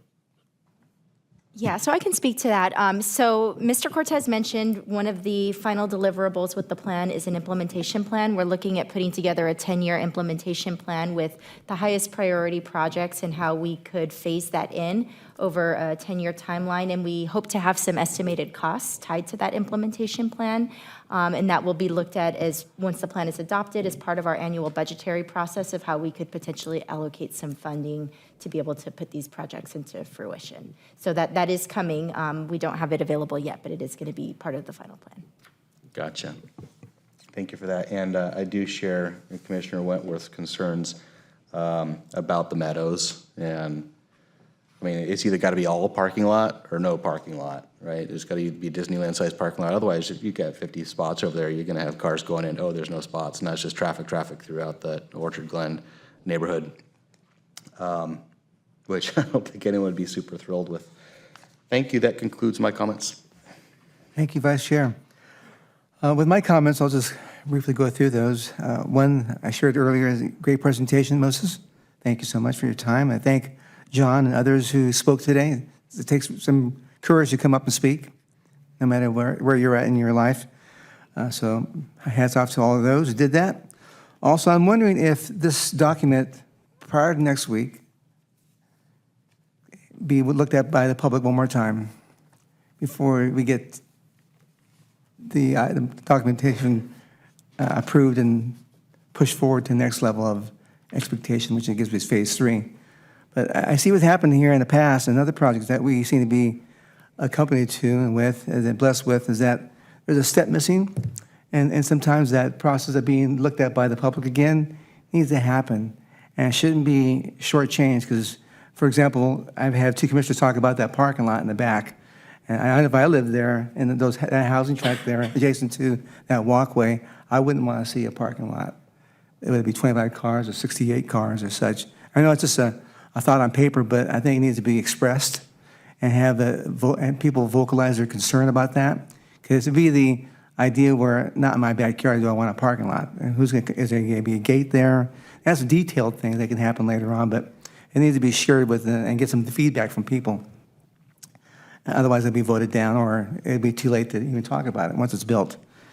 And then thirdly, I concur with Commissioner Kinney on future presentations where you have your plan view, and there are a lot of circles with numbers in them which don't mean anything to me because I don't know what those numbers mean, because you go through each page and you say, okay, I may have known that 10 pages ago, but I forgot what it was.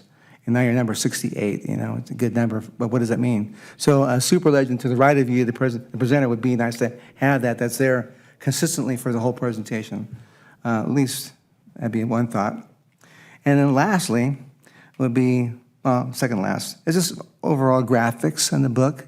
It's really, if it wasn't for the screen, I wouldn't be able to read the documentation. So I know that when people receive documents like 8.5 by 11s, you're going through that on your own during the weekend or week, it's probably hard to read the color changes and differentiation between this trail and that trail. But it's something to enhance the representation and the purpose behind reading that documentation.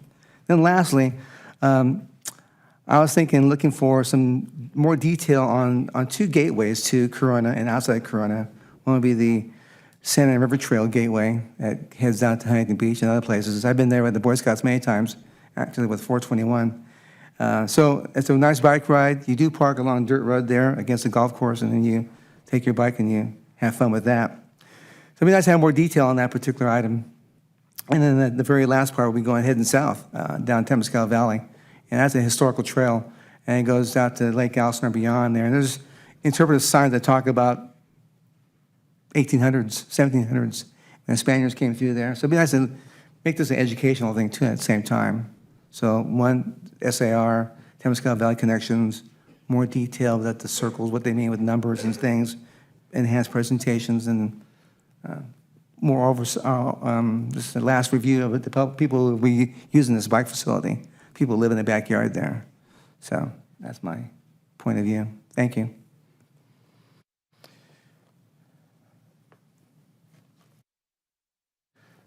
With that being said, anything else you want to?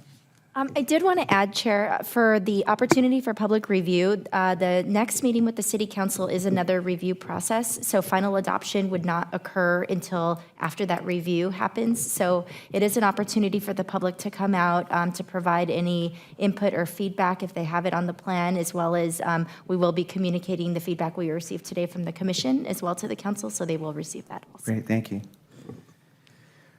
Number 6 on the agenda tonight is the pickleball courts at Border Park. I'm sorry. Oh, number 5. Oh, I'm sorry, I bypassed that, I'm sorry. YMCA Aquatics Partnership Update. I love that one. Report by Audrey.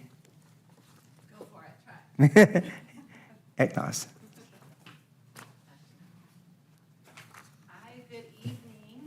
Chair Munoz, commissioners, and friends, my name is Audrey Eshno. I know that last name spelling, but my mother-in-law taught people like this. She was a kindergarten teacher. She'd say, Esh, no. I don't know if it works. So I'm here tonight to provide a quick program overview of our YMCA Aquatics program in partnership with the City of Corona that we launched in May of 2022. According to the CDC, drowning kills about 4,000 people each year in the United States. Drowning is the leading cause of death for children 1 to 4 years old. And there are about 8,000 emergency department visits per year for non-fatal drownings. The These are just tragic statistics that must be addressed, and that's where we partner together.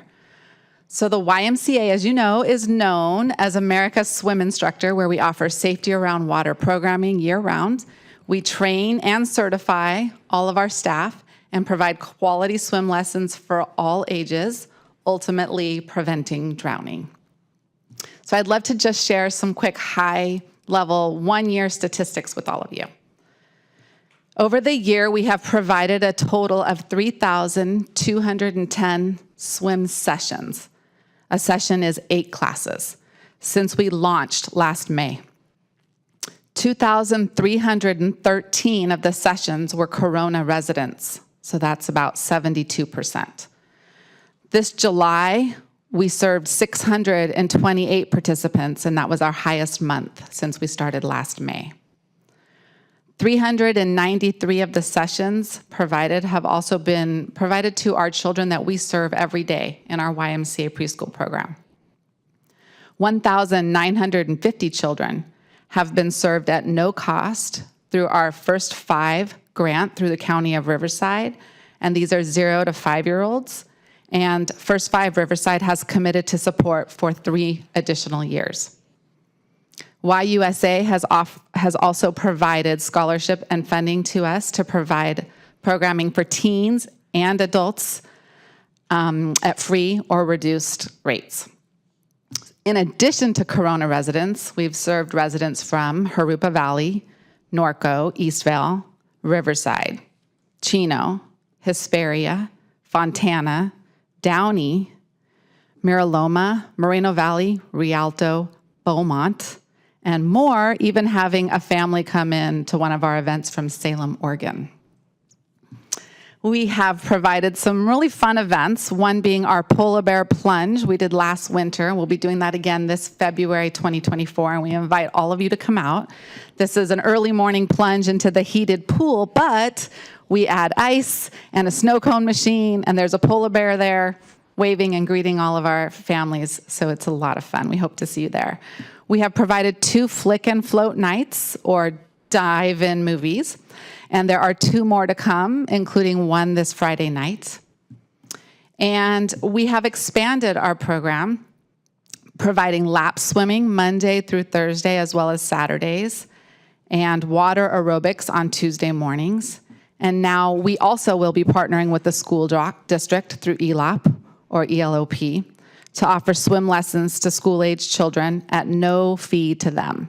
So we continue to grow, and we're excited that we're thriving in partnership with you. But all these statistics, as great as they are, aren't nearly as interesting and wonderful as this video I brought to share with all of you.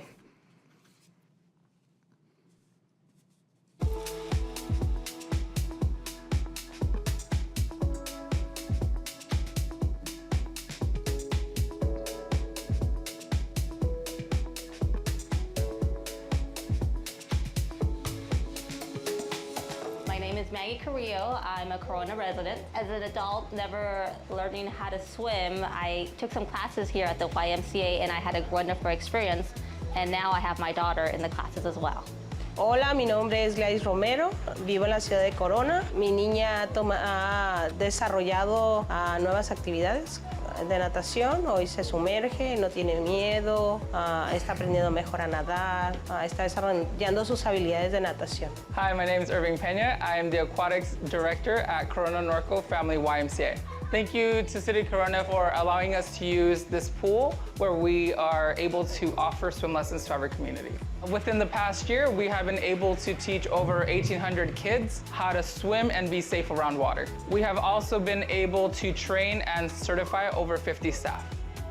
Again, thank you to City of Corona for allowing us to make an impact in our community. Thank you, City of Corona. Thank you, City of Corona. Thank you, City of Corona. Thank you, City of Corona.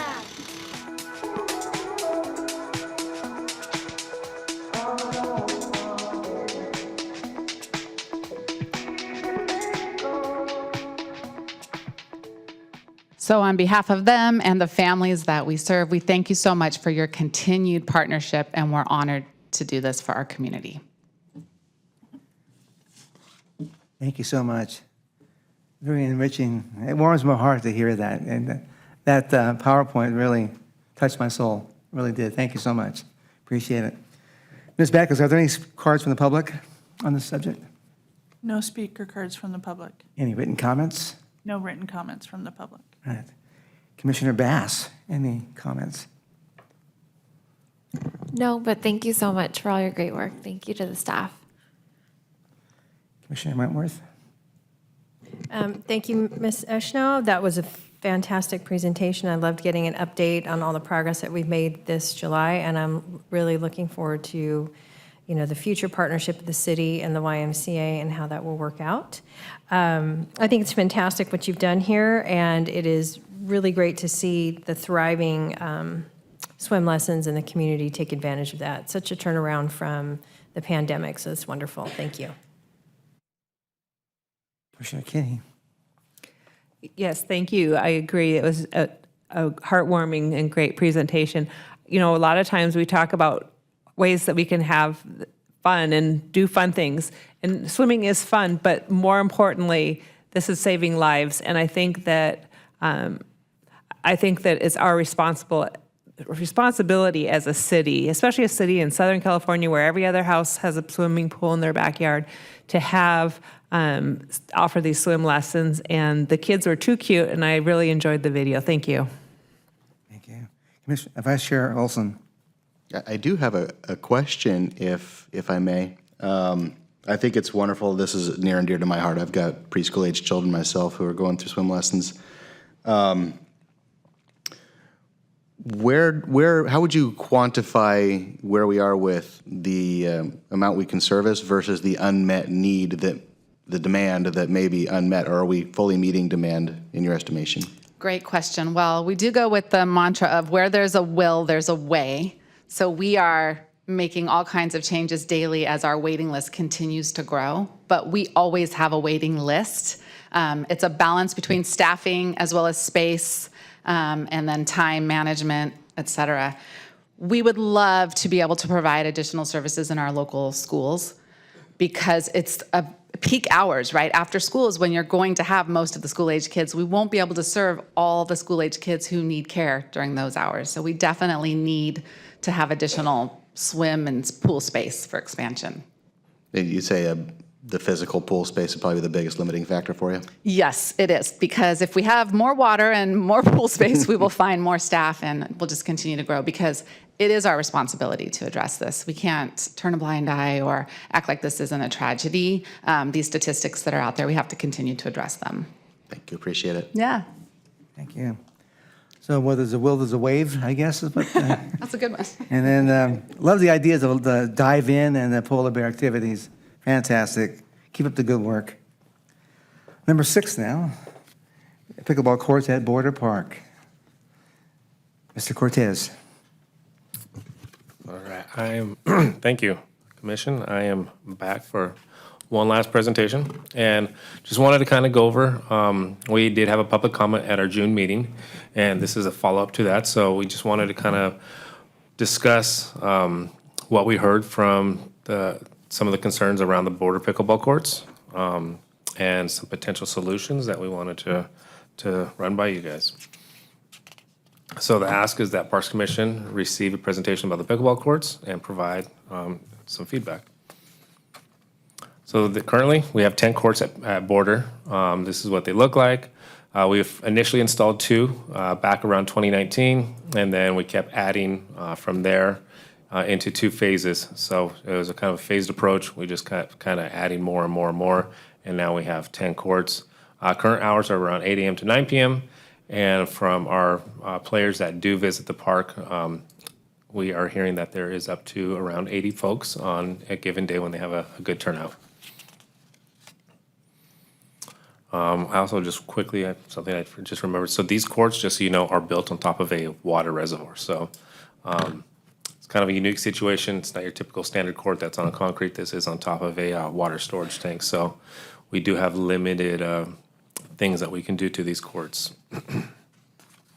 So some of the challenge with the current condition that we're hearing from some of the surrounding residents is noise being impacted the neighbors, whether it be all day long or early in the morning or in the evenings. We did just install some lights so that they could, so that our players could also play into the evenings.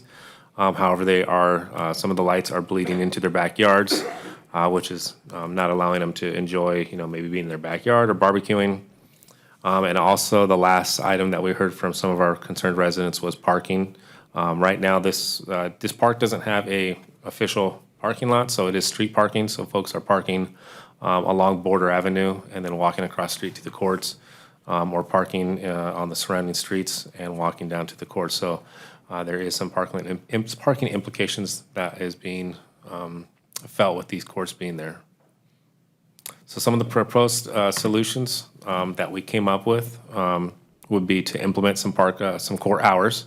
What those hours look like would be something that we'd have to further discuss, again, since they are around homes. We wanted to install some privacy slats along the chain link fencing that we felt would minimize some of the noise going through the chain link. That would be right around a $20,000 fix to do the slats on those fence panels that are facing the homes. We also wanted to install some maybe additional trees that would also work with our urban forest management plan to help buffer some of the noise going along the homes. Also would provide more of a physical barrier so that folks maybe aren't seeing the courts as much, providing some more natural barrier. We also want to install some light shields on the lights to kind of deflect that light to keep it on the courts and eliminate any bleed. That'd be at about $1,000. And then to add some dedicated parking spaces, which would be just maybe some signage and some curb painting. That would be about another $1,000. So again, if we wanted to implement any of these items, these were not currently budgeted in our current fiscal year budget. We would have to ask City Council for an appropriation and put together a timeline and get some contractors and some bids put together to be able to get these services provided. But we did want to run this by you. Again, it was an item that was brought forth at a previous meeting. So with that, I will answer any questions. Thank you, Mr. Cortez. Ms. Beckus, are there any cards from the public? Yes, we do. Ryo Shinagawa would like to speak. Thank you.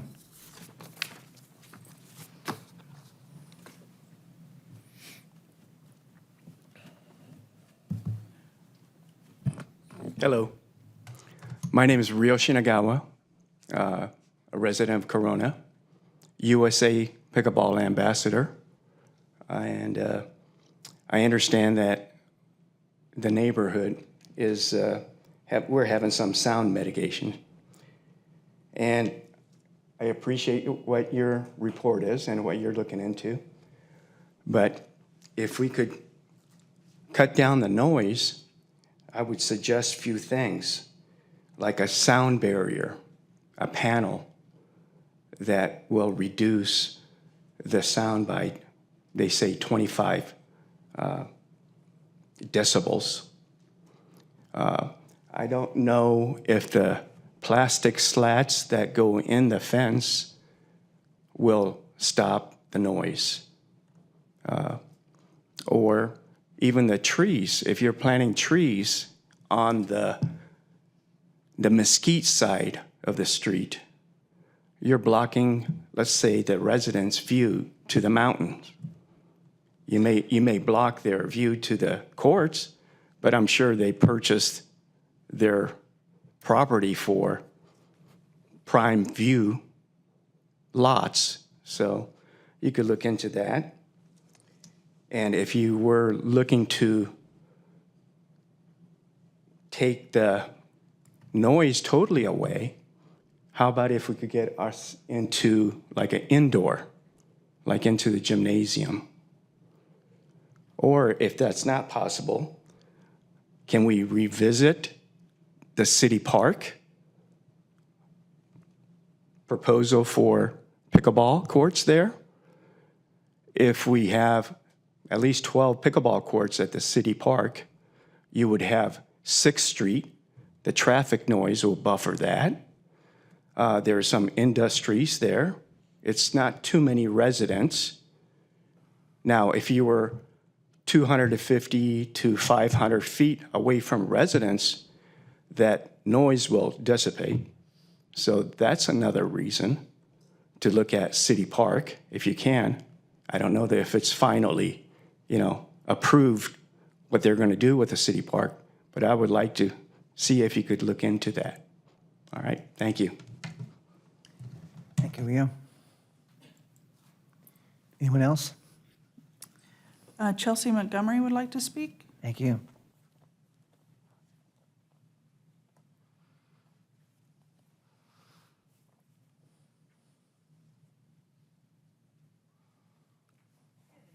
Thank you for taking the time to hear from us this evening.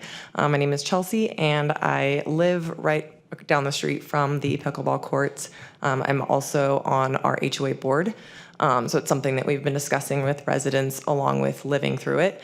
So 5 years ago, when my husband and I bought our house, one of the reasons we picked that area was we'd driven through all of Corona, and we loved the neighborhood. It had a school there, which didn't really impact us with our work hours. It was quiet, it was beautiful. You went out in your backyard in the evening, and it was peaceful, which, coming from Orange County, was something that we really enjoyed and why we moved to Corona. Since the pickleball courts have been kind of picking up activity, not only the noise from the ball itself and the people, but I've heard megaphones being used, and I can hear it. I'm on the end of the cul-de-sac, and I can hear it from my backyard. So imagine the people that are living right next door to it. The other thing is the traffic. So I will say there's a school right there, and I very frequently see people just do illegal U-turns in the middle of the road. If there's a student that's trying to cross the road and they don't see them, they're not paying attention. So thinking about the public safety. I appreciate what you were mentioning about trying to do sound barriers, but if you consider things like trees, that's going to be excess water usage, which is something in California we're trying to eliminate. So overall, I understand the need to get outside. We were talking about the trails and things like that we all enjoy. But as he was mentioning, there's alternatives that kind of can keep the peace between everybody. So thank you. Thanks, Chelsea. Ms. Backus, are there any written comments? Yes, I have a written comment from Danielle Brienzi.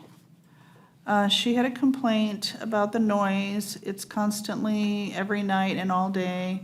I can hear the pickleball games going to 10 p.m. while I'm trying to sleep. The basketball was there for the kids to use, but now it's gone, and the only one close by is at the school, which the kids now hop the fence. It's locked when there is not a game. We can't even use it unless we join the tournament or sign up for classes. Thank you. Commissioner Bass, do you have any comments? So I'm thinking, right, like Rio had mentioned, I was wondering how effective those solutions would be. I understand that it came up and there was work done and thought put into it to kind of address those, but I am wondering how effective the sound, like what kind of impact that would have. Would it be significant enough to spend this money on that? They will. I mean, we think they will. Well, we anticipate that it will help, buffer some of the sound. It's not going to eliminate everything. So it's just trying to mitigate things as best we could. Is there a reason that that's the place the pickleball courts have to be? I think we're open to exploring different options. I mean, I kind of turn it over to Donna to further, kind of elaborate on that, but that's where we had we're kind of limited on court space. And that is they were older courts that were no longer used. And we kind of went and refurbished them, and that's why those ones were implemented. And I can elaborate a little bit on that. So we are working on our Park and Recreation Master Plan, and a big component of that is looking at park amenities that can be expanded throughout the city, and pickleball courts are a part of that discussion and evaluation as well. So as we start to see that plan get closer to finalization and start to roll that out, we'll be seeing recommendations in there on potential other locations where we could add additional pickleball courts that would help alleviate some of the impact on that particular site. Okay, and I can just, I see that it's an ongoing conversation and thing that we need to work through as a community, so. Thank you. Commissioner Wentworth? Okay, thank you for bringing it to the agenda so quickly. I did call Joanne, who came and spoke at the last meeting, to let her know maybe they needed to leave because I saw some people leave, but I just want to say that I think we are underplaying the noise complaint and the nuisance noise. I think that what is missing here is that the city is going to have to look at some more concrete noise studies that have been done on through pickleball. There's some available.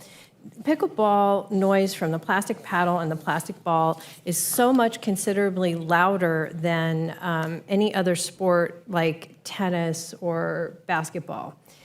Then that's not the only component, the decibel level is not the only component. What makes this a nuisance noise is the frequency of the ping and how far this goes. It's worse than a dripping faucet. And when you have 10 courts going and you've got 60 people there shouting and everything, I understand residents having, frustration with a lot of people at the park and a lot of cheering and stuff going on. That's one thing. People put up with that at parks. All of the homes that border our sports parks have that problem. So, okay, we can accept that. We live by a park. There's going to be a sporting event. You're going to hear people carrying on. However, that's not really what the residents, I think, are upset about. What the residents are upset about is the actual noise of the ball and the paddle. And that is something that I am not supporting putting up the type of surround that Mr. Cortez is talking about. That will be completely insufficient for what is going on here. This is a next level sound problem. I emailed Mr. Cortez an example of the surround that's used in construction to dampen noise that can be affixed to fencing, chain link fencing. Again, the problem there is wind. It's very windy up there. The wind has to get through these barriers. And so even if that was installed, there would have to be some opening for the wind to get through. Otherwise, the barriers rip or the fencing comes down. So that being said, the next problem is that you have elevation. So sound is traveling up and it's traveling down. You have houses sitting right on top of these courts on an upper elevation, and you have a buffer zone farther away with houses sitting down. There's about 19 homes around these courts, and I understand 19 people don't outweigh the 80 to 60 people that are showing up to play pickleball. I understand that, but I also understand and would say to the pickleball players, you come once, twice, 3 times a week, and those people live there 7 days a week. So the amount of disturbance that you're causing in the area is well beyond what we should consider as a body, the numbers that show up here. And that's why I'm advocating so strongly for the noise mitigation and to open this as a community conversation for what kind of compromises we can come to, implement them, see how they work or don't work, and then move forward, because this is something that I would argue that although there's about 19 homes right around these courts, I would guarantee you that within a half-mile range they can hear this. It's that loud. And I say that as someone that plays pickleball over there infrequently.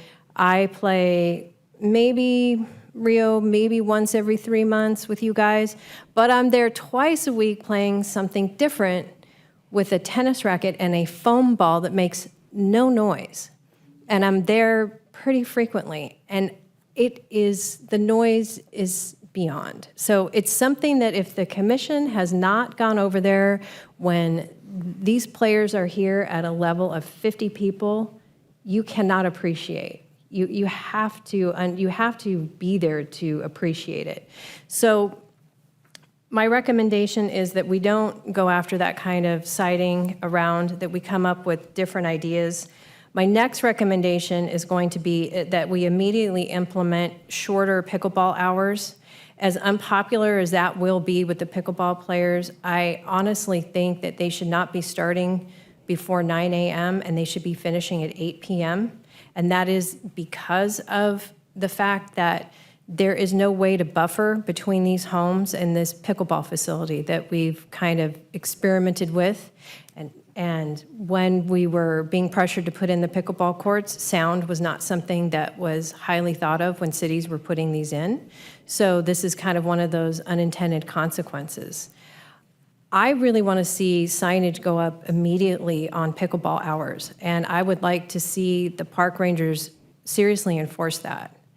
I think it's unreasonable to have that sport being played at night, at 9 o'clock at night. And I know the lights shut off at 9, and people will play as long as the sun is up. So maybe 8:30 is really the shut-off time because the sun is still up at 8:30. So there's got to be something. I'm sorry that more residents didn't show up, but I want to work in the way that makes sense here, because I think that the ultimate solution, honestly, is a site selection that is different than this site selection. And I want to advocate for that in the sense that I don't think that the noise, if the residents can tolerate the noise within set limits and hours, and the parking issues can be worked on, and they're satisfied with that, and that's all right, and that's not an issue, then that's one thing. But I'm not sure that the noise is going to be, we're going to be able to mitigate that, because it is so loud, and it's such a different kind of noise, and that's kind of where I was going. So when we lose amenities like tennis courts and a basketball court to pickleball, it was because we didn't have the budget to do anything else. It's not because we thought, oh, yeah, they're not utilized that much, but we had a high demand. We're meeting a large need in the area, and it's great, and everybody's having fun playing pickleball. And those courts as tennis courts were not really utilized. We couldn't keep the courts clean, and I'm a regular tennis player, and honestly, they were so dusty, it was dangerous. So it's like, okay, we moved into a different phase for that piece of property, but at the expense of losing amenities, and that's not the position the city is in right now. The city is in the position where we don't need to lose amenities we don't need to swap them out to have something else. So my argument would be that site selection needs to be something that we need to have a community conversation with. And ambient noise around a pickleball facility is needed. So street noise is needed. Uh-oh, they've got an update for us. So again, why we talked about this in City Park was because the ambient noise from 6th Street and from the side where the water osmosis plant is mitigates that pickleball noise. And there's no homes right there. So you've got that buffer. I can't think of another park in Corona that offers a sound buffer like that. And I honestly can't think of where else we could put it. But that being said, I am a little disappointed that the residents weren't able to make it, because I think that the commission needed to understand the severity of the noise impact and from them. You know, me talking on the phone to one person is not enough, but you know, it is very disruptive to this resident's life, and I think the board, the HOA that's here is letting us know that other residents are disturbed by it. So I think we need to take it seriously. The next thing I would say in that as well is, let's not forget, even though we want to take those residents' concerns seriously, I want to take the pickleball players' concerns seriously as well. Pickleball is not a sport that you throw 2 courts here, 2 courts there, one at Auburndale, let's throw one at Santana. That is not how you approach this sport. The beauty of this sport is that you have a lot of people playing, and you switch around, and it creates a real community feel. And that's what's really driving all these players out there, is the fact that they have the sense of meeting their neighbors and being in a community feel sport that anyone can play. It's easy to play, young, old, anyone can pick it up and do it, and you can rotate around with anybody that's there.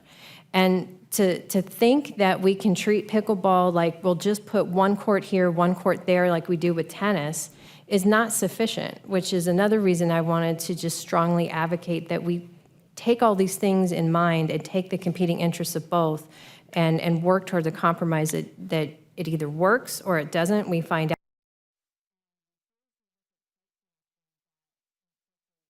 what it means to have a true pickleball facility and not just one or two here or there. So I know I'm repetitive, but I can't say it enough. City Park, it was on the list of things. Even if those suggestions came from farther radius away from City Park, it was part of why I lamented why the City Park plan wasn't being weighed against the whole City Park plan, for the city plan for all of the parks, because we couldn't weigh one amenity against the whole system. And that's where, again, I'm going to keep going back to that, you guys, over and over again. It's just, I still think when the skate park people came, they had great input, and I'm not sure that we are really meeting our residents where they want to be met. So those are my comments. Thank you. Thank you. Commissioner Kinney. Thank you for bringing this to the commission. I've been there, I've seen how busy it gets and all the traffic and the parking and the noise, and I would concur that it would be a real problem. I wouldn't want to have to deal with that. I think that there's a lesson to be learned as well, as far as, there was a lot of trying to appease a group of people. We want to play later, so let's put in lights. We want to do, we want to have whatever, the amenities. We kept, we kept doing it. Now we created a situation that residential neighborhood park was never intended to be used for. And now, surprisingly not, we have people saying, hey, this is impacting my quality of life on a regular basis. And I think that needs to be addressed. It's a problem. The one thing that I did see that I was kind of confused about was the dedicating specific parking areas. So I'm assuming that doesn't mean creating additional, you just mentioned signage. So what that actually does is it creates a situation where you're even taking more away from the neighborhood and the people that might want to utilize the park across the street for birthday parties. Oh, we can't park there, that's the pickleball. So that's almost like adding more favoritism to the situation than addressing any kind of issue. I don't see how it would help. I would think it would only kind of backfire. So that's my comment. Thank you. Vice Chair. Great comments by my fellow commissioners, as always. I agree. I think that we need to take both sides of this seriously. It probably isn't the right site. We went down this rabbit hole, and here we are. I have not been out to the site during one of these popular days, and I got to schedule myself a field trip to do it because I think that's important. If I just want to go down the list of proposed solutions, implement court hours, yeah, that seems like a no-brainer to me. Install privacy slats and the chain link fencing to minimize noise. Not sold on that. It's kind of part of my day job is, understanding acoustics and how they propagate. I think it would be good to have a little bit of, data to back that cost up. We expect a reduction of X number of decibels within this frequency range, which is in the frequency range that the paddle hits the ball. Something like that to justify that cost. Otherwise, it's like, we tried a thing and we spent 20 grand and now we've got a chain link fence that's got plastic in it. Trees, kind of same thing. I'm all for trees. I think planting more trees is good anyway, just because. But how much is it going to help? Don't know. I think light shields are a no-brainer anyway. Like if these were to revert back to tennis courts, I think that, yeah, absolutely we need to do that anyway. Obviously there were lights there before, right? These were replacing broken lights. Is that right? Yeah, okay. Yeah, so lights are a thing there, and I know the LEDs, they kind of emanate at different color temperatures, and it's kind of, they're more, they're definitely more prevalent, more prominent lighting. When they did the citywide streetlights, that was kind of jarring to a lot of people too. So I think that's a no-brainer anyway, and dedicate specific parking areas for court visitors. I think that's a question of mine. Dovetailing into Commissioner Kinney's concern, is that dedicating parking spaces for them, or is it limiting them to a specific area?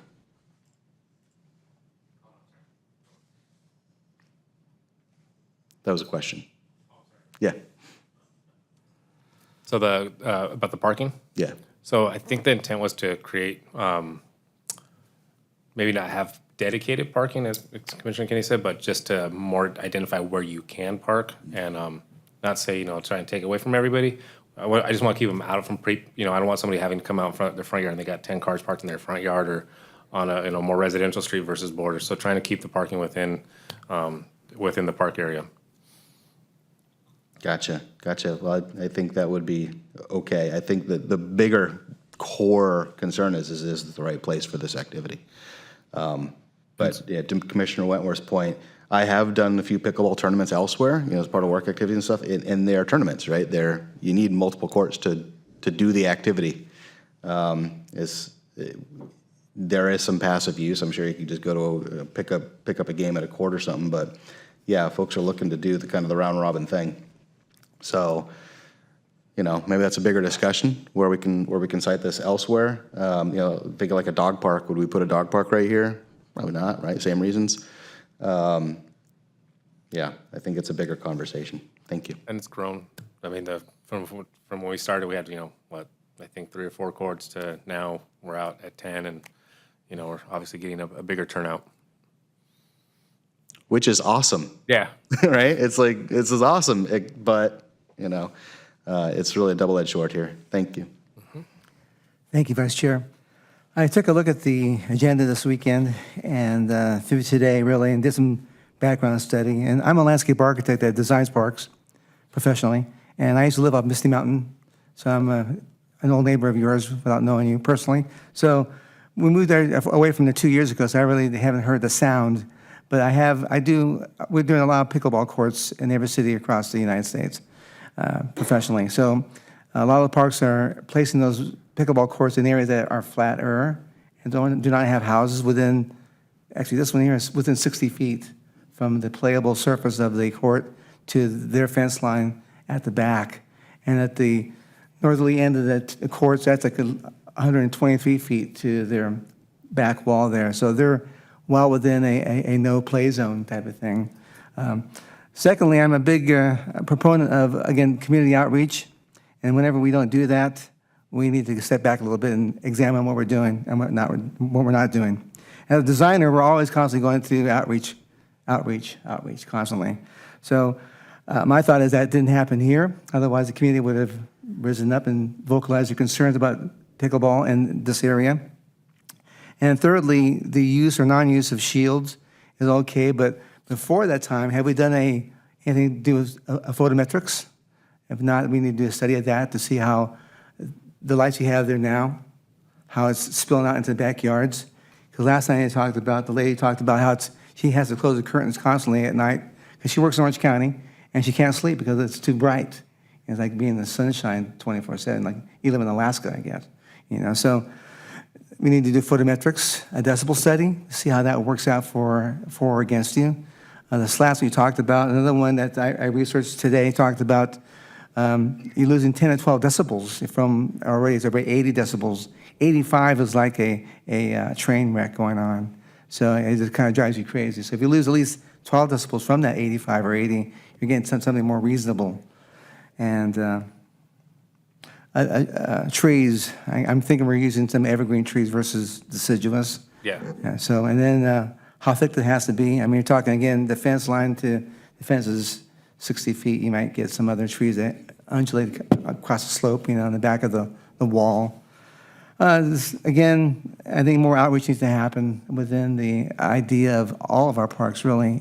Just keep in mind that the community is inheriting what we, as designers, as city staff, deem necessary as a wantable solution to an activity. So I think that needs to happen anywhere. So enough of my diatribe on that. Can I add one thing when you're done? Sure. Just when you're done. Oh, go ahead. Oh, you're done? Yes. Oh, okay. When can we revisit this? Because I really want to see the city order signs and talk with and open up to the neighborhood and to the pickleball players and limiting the lights time. Maybe push that back to 8:30. And maybe push your start time to 9 and put a sign up that says no pickleball before 9 a.m. It's not unreasonable, and the pickleball players may not like it, but I have done research on easily 50 facilities in the United States. Many, many facilities do not start before 9 a.m.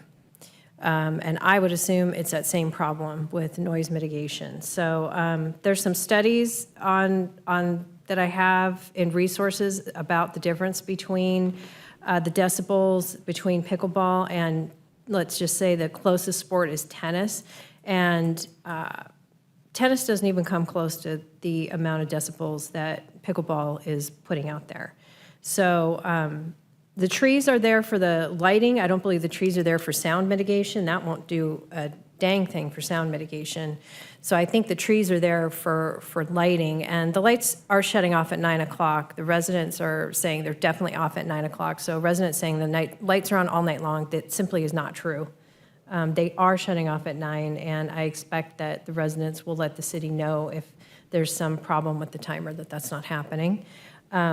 So when can we revisit this, and how would we next proceed for a community conversation? So we can revisit this at an upcoming meeting. Staff will start talking about opportunities for implementing pickleball hours for the courts as recommended by the commission, as well as looking at doing a sound study. If we can get some feedback to present to the commission at the next meeting, we will definitely try to get that on the agenda for September, at least to give you an update on some of those initial items. And then, as discussed, we are looking at just amenities in general as part of the Park and Recreation Master Plan and how those can be distributed. And we will definitely work with our team to look at potential sites for pickleball as part of that process. Okay. I'm not suggesting we need a sound study. I'm definitely not suggesting that. I don't think that's even necessary. I think you can look at sound studies already done on pickleball and rip with that. You don't need a sound study. So I would caution against that kind of investment. I don't want to invest a bunch more money into this facility because it's substandard, and it always is going to be substandard. It was never meant to be the place for pickleball to stay. It was a temporary toehold, so to speak. It was never, in my opinion, meant to do more than that. And just like at the other two pickleball courts at, what's that other park? You know the one, Houston. I would like to see that reverted back to a full-size basketball court as almost a #1 priority on this parks plan thing. And I have said it repeatedly, and I just want to take this opportunity to say it again. Those pickleball courts were installed improperly. They're not being used. Nobody plays a racket sport baseline to baseline, so when you miss the ball, it goes in the other person's court. I mean, it's absolutely imperative that we return that valuable slab of concrete that we have to do something for the neighborhood that the kids can use it. And that's the kind of thing that I'm talking about. And, you know, with the pickleball, the way that it was just a toehold. And it's with the painting that we're trying to do, and I understand the lights were already there, and the idea was that this could be possibly continue to be used for tennis, and the lights were there for tennis, but I see that multi-use possibility. I see this area returning back. I don't see this as the place to put these pickleball courts and call it done. So I just wanted to just advocate on both sides. So thank you. Any response to that? Ms. Finch? No, I hear your feedback, Commissioner Wentworth. And like I said, we will definitely consider this and get back to the commission at hopefully our September meeting with an update on next steps. All right, thank you so much. We're nearing the end of our meeting tonight. So last thing on the agenda really is commission members' reports and comments. So, Ms. Bass? I don't have any comments. Thank you. Thank you. Commissioner Wentworth? I just want to say a quick thank you to all the staff for all their hard work for the July events that we had. We had our parade, we had our fireworks, we had a wonderful time at Santana Park, and then we put on a wonderful concert series. So such a busy month, and the staff did outstanding, all the overtime they put in. I had a really great time at everything. I think everybody else did too. I think the residents enjoyed themselves.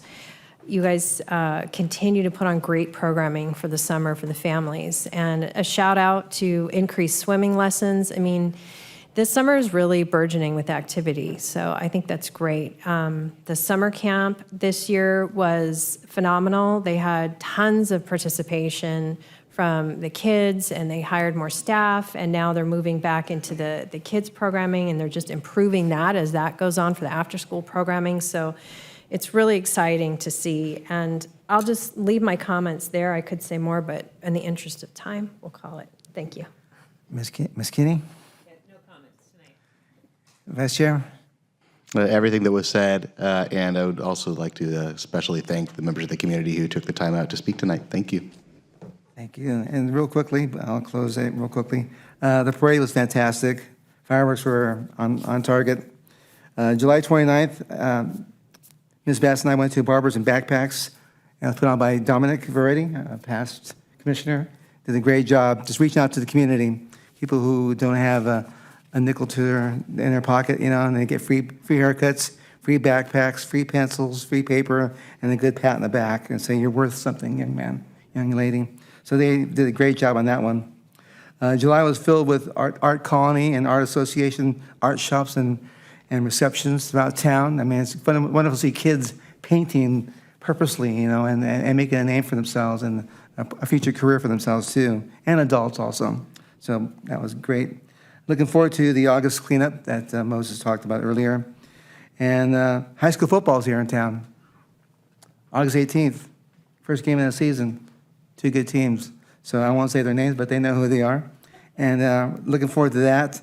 And lastly, we had an opportunity in June to attend the grand opening for the senior center, and Ms. Finch was there.